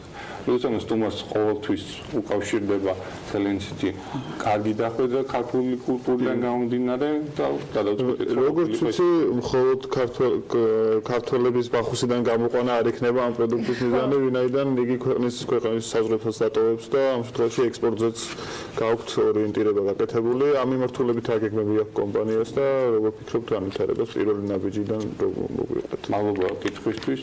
პროდუქტი გავაგზავნეთ სატესტო რაოდენობით ამერიკის და ჩინეთის ბაზრებზე, სადაც ძალიან დიდი დაინტერესება მოყვა. პირველად მინდა თქვენს ეთერში ვახსენო, რომ ჩინეთის ბაზრიდან უკვე არის პირველადი შეკვეთა და პროდუქტი ძალიან მალე გავა ექსპორტს, არის შედარებით მცირე რაოდენობა სატესტო ბაზრის დასატესტოდაც არის საჭირო, თუმცა მალე ვიმედოვნებთ, რომ რა თქმა უნდა შეკვეთების რაოდენობა გაიზრდება და პროდუქტი იქნება განთავსებული არა მხოლოდ საქართველოს, არამედ მსოფლიოს. შეერთებული შტატებია კიდევ ერთი ლოკაცია, რამდენადაც შეერთებულ შტატებში გავაგზავნეთ, უკვე არის დაინტერესება პრემიუმ სეგმენტის კაფებარებისა და სასტუმროების მხრიდან. და მალე შეერთებული. ანუ შეგვიძლია ვთქვათ, რომ პრინციპში იმ ბაზრებს უყურებთ თქვენს გეგმაში, რომელიც ქართული პროდუქტისთვის საკმაოდ არ თუ ისე მარტივი არის შესვლა და იქ წარმატებით თავის დამკვიდრება. ეს ნიშნავს, რომ მიზნები მაღალია მართლაც. თვითონ პროდუქტის შექმნიდან გავიდა უკვე ძალიან დიდი დრო. რომ იგივე ესეთი პროდუქტი დაუჭირდა ძალიან ბევრი ცდების ჩატარება, აქედან გამომდინარე მე კიდევ ერთხელ დავაგემოვნებ. ვიუცით, აქედან გამომდინარე ჩვენი მიზნები თავიდანვე იყო საკმაოდ ამბიციური, ბევრი სკეპტიკურად უყურებდა ამ ყველაფერს, თუმცა ჩვენ შექმნით პროდუქტი, რომელიც პირველად 21 საუკუნეში პირველად შეიქმნა მსოფლიოში. პროდუქტი აქედან გამომდინარე საკუთარ თავზე საუბრობს. ჯამში რა რაოდენობის ინვესტიცია დაგჭირდათ იმისათვის, რომ უკვე დასტარტულიყავით და შეგეთავაზებინათ მომხმარებლისათვის და მე მაყურებელს ვაჩვენებ, რომ ეს ფილტრებით და პატარა პაკეტით არის წარმოდგენილი ეს შეფუთვაში სტუმარი, რომელზეც ახლავს საუბრობთ. რაც შეეხება ინვესტიციას, ამ ეტაპზე განხორციელებული 100.000 დოლარზე მეტი, თუმცა ხახნის მოწყობა დაგჭირდათ ამ თანხაში თუ აი თვითონ პროდუქტის დამზადება მოხდა ლაბორატორიულ პირობებში მცირე რაოდენობით, ასევე ჰქონდა ხელშეკრულებები ღვინის სხვადასხვა საწარმოსთან, რომლებიც ძალიან აქტიურად იყვნენ ჩართული პროდუქტის წარმოების პროცესში, თუმცა პროექტი ჯერ კიდევ განხორციელების პირველ ფაზაშია და ინვესტიცია რა თქმა უნდა გაიზრდება, რაც უკვე საჭირო იქნება საწარმოს მოწყობისთვის, სპეციალური ლოკაციის შექმნისთვის და ასე შემდეგ.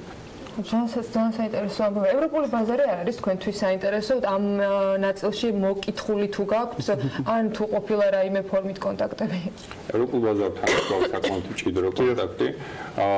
მათთან პროდუქტის შეტანა მოითხოვს ქართული ტექნიკური დოკუმენტაციის მომზადებას, რომლის მომზადების პროცესში ვართ ახლა.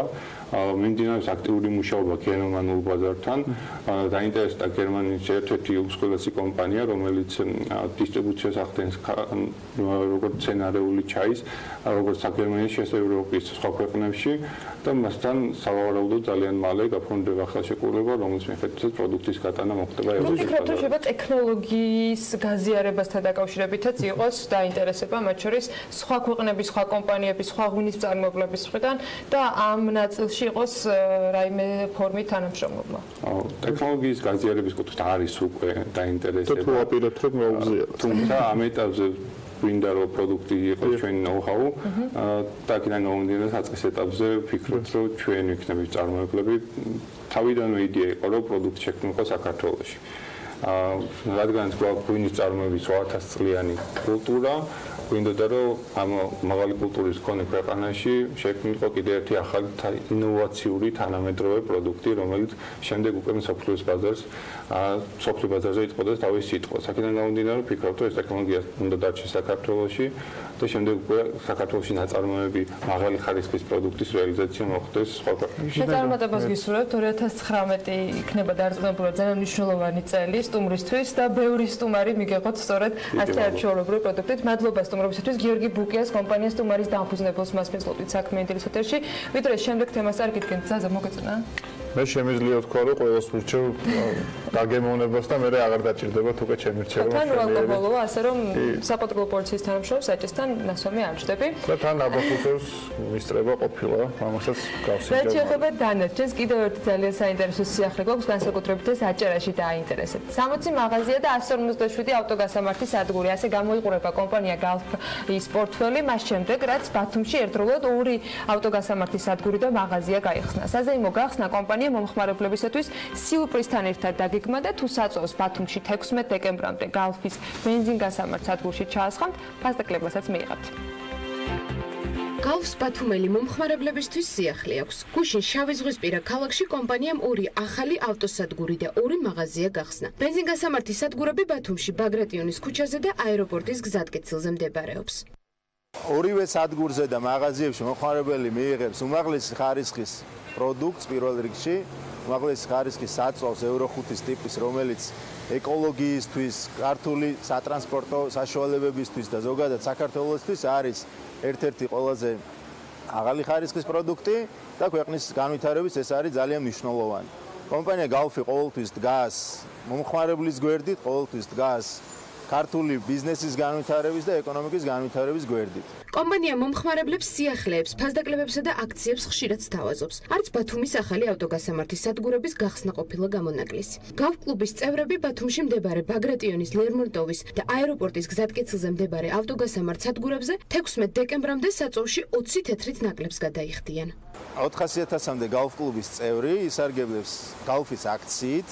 აქცია მდგომარეობს შემდეგში კვირის ბოლომდე ბათუმში 20 თეთრამდე ფასდაკლება იქნება ყველა ტიპის საწვავზე და გარდა ამისა არის ჩვენი ვებგვერდი golf.club.g, სადაც მომხმარებელი ყოველდღიურად ნახავს სად ტარდება golf-ის განსაკუთრებული შეთავაზება, happy hour, მიასწარე golf-თან, ასეთი აქცია მიმდინარეობს ჩვენთან და ყოველდღიურად 2-2 საათის განმავლობაში მომხმარებელი სარგებლობს განსაკუთრებული ფასდაკლებებით.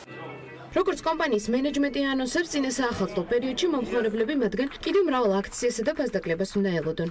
წინა საახალწლო პერიოდში 100 ლიტრი G-Force-ის საწვავის ჩასხმის შემთხვევაში მომხმარებლები გალფის ბარათზე 500 ქულას მიიღებენ, რომლის განაღდება შესაძლებელი გალფის მაღაზიებში იქნება.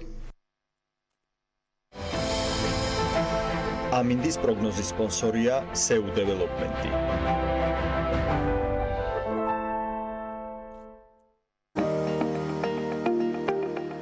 ამინდის პროგნოზის სპონსორია სადაზღვევო კომპანია უნისონი. თავისუფალი დაზღვევა თქვენი სიმშვიდისათვის.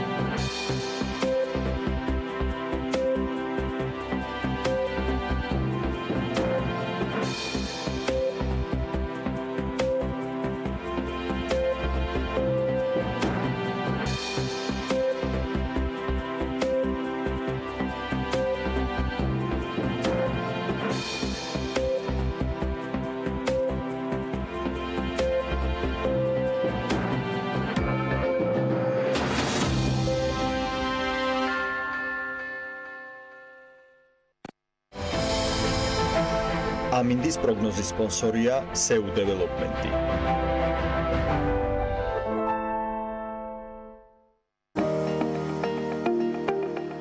ამინდის პროგნოზის სპონსორია სადაზღვევო კომპანია უნისონი. თავისუფალი დაზღვევა თქვენი სიმშვიდისათვის.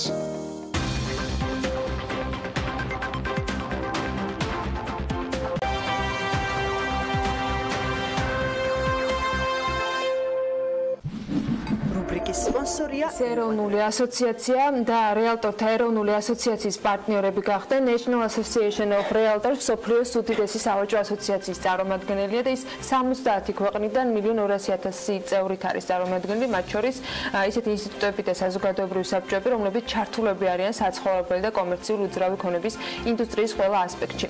რას შესაძლებლობას იძლევა ეს გაერთიანებას და რა პერსპექტივებს აძლევს საქართველოს ამ პლატფორმას? ლიკა ქარდავა სტუმრებთან ერთად გააგრძელებს თემას. დღეს პროფესორი ჯორჯიაჯის დამფუძნებელი და მმართველი ზურაბ ერისთავ, საქართველოს უძრავი ქონების ეროვნული ასოციაციის ბორდის წევრს და მარიამ დემურია, საქართველოს უძრავი ქონების ეროვნული ასოციაციის პრეზიდენტს მასპინძლობს. მოგესალმებით. მშვიდობის ანა, მივესალმები ჩვენს მაყურებელს. მართლაც რომ მნიშვნელოვანი მოვლენაა უძრავი ქონების სექტორისთვის, როგორც აღნიშნული ასოციაციის ბორდის წევრი ზურაბ ერისთავი აღნიშნავს, ეს არის ერთგვარი რეალტორების გზა მშრალი ხიდიდან ბოსტონამდე, რა ძალიან მომეწონა მისი ესეთი ძალიან ლაკონური და სხარტი დეფინიცია. იმის შესახებ, თუ რა მოვლენაა ეს, რას მოიაზრებს ეს თანამშრომლობა და რა ღირებულების მომტანი იქნება უძრავი ქონების სექტორისთვის, ამის შესახებ თავად ჩემი სტუმრები მარიამი და ზურა ისაუბრებენ. ძალიან დიდი მადლობა რომ ხართ ჩვენთან ერთად. მარიამ, პირველ რიგში გილოცავთ უძრავი ქონების ასოციაციის წევრობას, აი ამ მნიშვნელოვანი საერთაშორისო, უпростоრად ამერიკის რეალტორთა ასოციაციის წევრობას. თუ შეგვიძლია მაყურებელს გავაცნოთ, რას მოიაზრებს ეს წევრობა და რა ღირებულების მომტანი შეიძლება იყოს ეს სექტორისთვის, ასოციაციის წევრებისთვის, რეალტორებისთვის და ზოგადად ეკონომიკისთვის. მადლობა ლიკა რომ მოგვიწვიათ და გვაძლევთ საშუალებას რომ გავაჟღეროთ ეს მართლაც საინტერესო ინფორმაცია ჩვენი ასოციაციის შესახებ. ჩვენ დაახლოებით 1 წლის წინ ვიყავით მე მგონი გადაცემაში და ზუსტად მაშინაც აღვნიშნეთ, რომ ერთ-ერთი ჩვენი მიზანი 2018 წლის იყო ის, რომ გავუმხდარიყავით ოფიციალური პარტნიორები. და ესეც მოხდა ნოემბერში ვიყავით ბოსტონში, ძალიან საინტერესო კონფერენცია და უძრავი ქონების გამოფენა მოეწყო და ქონდა საშუალება რომ დავსწრებოდით და იქ მოხდა ეს ჩვენი ხელმოწერა და გავხდით ოფიციალური, ასე ვთქვათ, წარმომადგენლები საქართველოში. ეს რას ნიშნავს ჩვენთვის? ახლა ჩვენ გვაქვს უფლება რომ რაღაც ოფიციალურად გავცეთ ეს სამარკო ნიშანი, რომელიც არის რეალტორი. და ეს ჩვენ წევრებს დაეხმარება იმაში, რომ გავხდებით სერტიფიცირებული ორგანო, ესე ვთქვათ, ავამაღლებთ სტანდარტებს უძრავი ქონების სფეროში და უძრავ ქონებაში მოღვაწეს პროფესიონალებისთვის. და ასევე ეს ექსპო რაც მოეწყო იქ ძალიან საინტერესო არის თვითონ მთელი საქართველოს მასშტაბით გვაძლევს საშუალებას რომ წარუადგინოთ საინვესტიციო გარემო საქართველოში. ანუ რეალურად ორი მნიშვნელოვანი მოვლენა იყო, ეს იყო ხელმოწერის ცერემონია და გაწევრიანება და ასევე ექსპოში მონაწილეობა.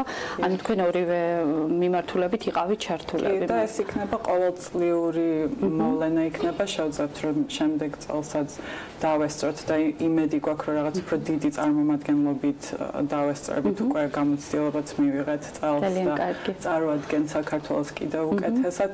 ყველაზე საინტერესო ის არის რომ ამ ღონისძიებას ესწრებოდა დაახლოებით 20,000 უძრავი ქონების პროფესიონალი და ასევე ეს არ იყო მარტო რაღაც ამერიკის მასშტაბით, იქ იყვნენ სადღაც 2,000-მდე საერთაშორისო სტუმრებიც იყვნენ, ამიტომაც ანუ ეს უფრო გლობალური გაერთიანება არის და ეგეც ერთ-ერთი მთავარი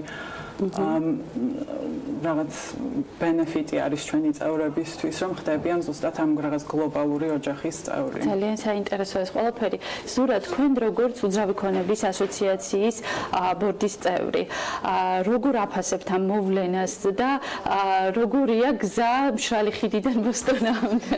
მეც მიწესის გამოთქმა შემთხვევით წამოწდა და მე რაღაცნაირად ყველა მასე ავიტაცეთ. ნამდვილად დიდი გზა გავიარეთ, ფაქტია, ხო? ჩვენ ვიცით, რომ სად ხდებოდა ეს ტრანზაქციები, როგორ ხდებოდა ამ ხალხის მიმართ არანაირი უარყოფითი დამოკიდებულება არ მაქვს, დღესაც და აკეთებენ თავის საქმეს და მშვენიერია.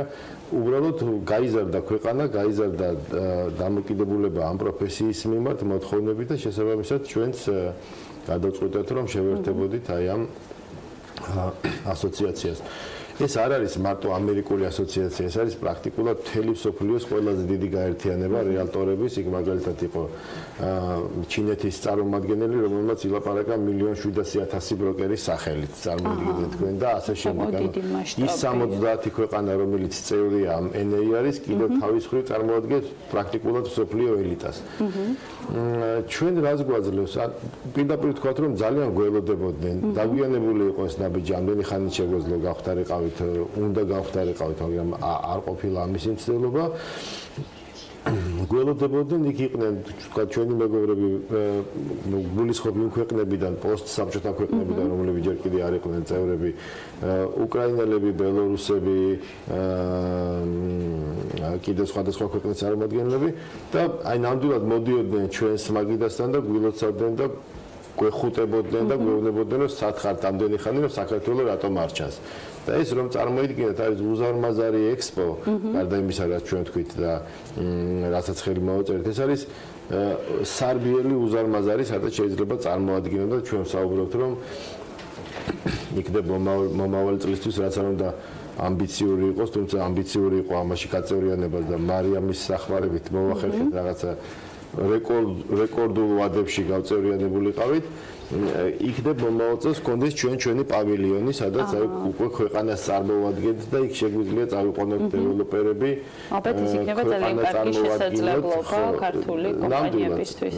ეს მე არ წარმომიდგენი ამაზე დიდი სარბიელი, სადაც აი ამდენი ხალხი თავს იყრის, სადაც იყრის თავს მსოფლიოს პროფესიონალები, იყრის მედია და ასე შემდეგ. ძალიან კარგი. იქ აუცილებლად უნდა ყოფილიყავი და მოხვდით. გილოცავთ ზურა, კიდევ ერთხელ ამ წარმატებას. მარიამ, აი ამ გლობალური ასოციაციის წევრობის გადასახედიდან, როგორ დაინახეთ ლოკალური ბაზარი? რა პრიორიტეტები გამოიკვეთა იმისთვის, რომ თუნდაც რეალტორის პროფესია გახდეს უფრო დაფასებული, სათანადოდ შეფასებული და სტანდარტებმა აიწიოს? ანუ რა ნაბიჯები დაგეგმეთ 2019 წლისთვის, იმისთვის, რომ აი ამ გლობალური, ასე ვთქვათ, ასოციაციის ტენდენციებს აუწყოს საქართველოს ფეხი, კვალდაკვალ. ამისთვის მინდა პირველ რიგში ეთიკის კოდექსი ვახსენო, რაც როგორც ვიცით, ანუ ყველა ასოციაციისთვის ძალიან მნიშვნელოვანია, მაგრამ ვფიქრობ, რომ ჩვენი ასოციაციისთვის მით უმეტეს, რადგან ესეთი გაერთიანება რო არის, მით უმეტეს ესეთი ბაზარში მუშაობენ, სადაც არ არის არანაირი რეგულაცია, აუცილებელია, რომ იყოს რაღაც თამაშის წესები. და ეს ეთიკის კოდექსი ზუსტად მაგას გვინერგავს და გვინდა, რომ შემოვიტანოთ აი რაღაც მეტი უფრო სერტიფიცირება ამისი გაიარონ ეს ეთიკის კოდექსი, იმიტომ რომ კი ვაგზავნით კითხულობენ ეთანხმებიან ამ ეთიკის კოდექსს, მაგრამ რამდენიც აქვს ეს ნამდვილად რაღაც გაცნობიერებული და რამდენად ქმედითი შეიძლება იყოს ეს ზუსტად კი და ეგ არის ერთ-ერთი ჩვენი პრიორიტეტი, ესეც იყო ერთ-ერთი მთავარი რაღაც მოთხოვნა NAR-ისგან, რაც დავაკმაყოფილეთ და გაიარეს ეს ჩვენი ეთიკის კოდექსი. ერთი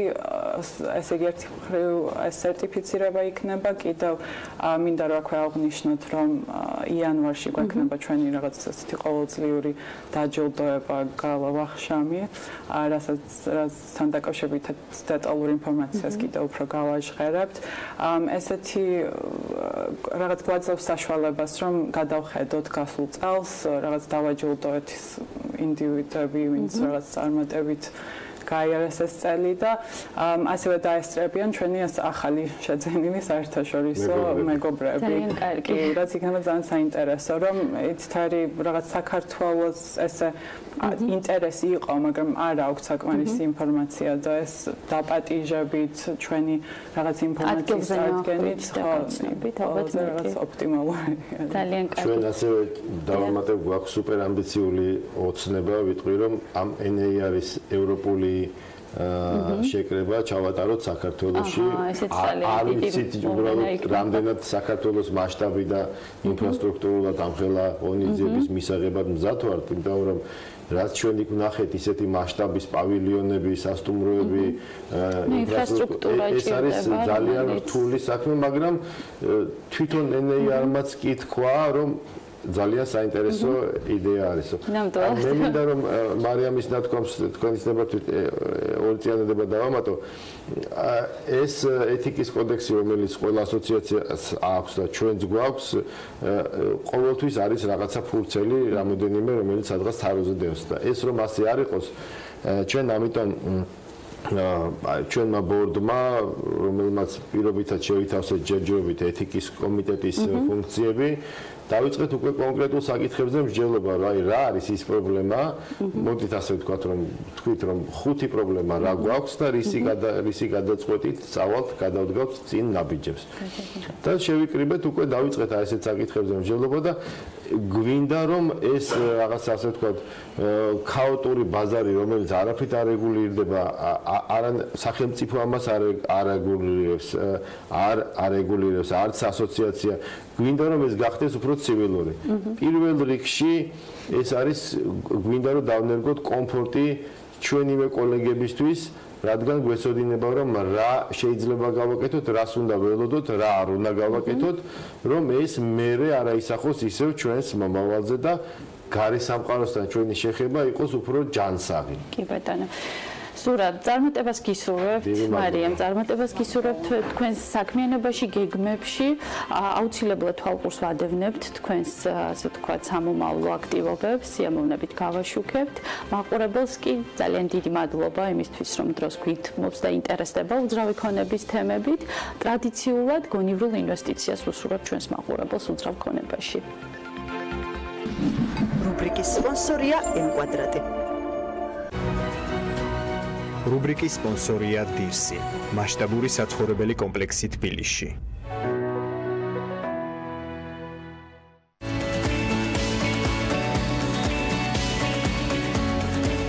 რუბრიკის სპონსორია ტერასა ჯგუფი.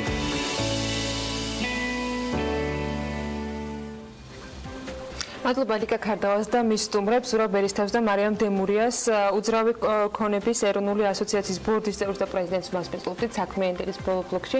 ამ თუნდაც დაგემშვიდობოთ, ხვალდილის 8-ზე შევხვდებით ერთმანეთს, წინგელდება დღისამბების გამოშვება Pirvelis გუნდისგან, ქალების ნარატივი, ძალიან საინტერესო სტუმართან ერთად და რა თქმა უნდა ბექაბაციკაძე შევაკანებთ საქმის კურსში ბიზნესი და ეკონომიკის მთავარი სიახლეებისა 12-ს რომ 15 დააკლდება, ბედნიერ დღეს გისურვებთ.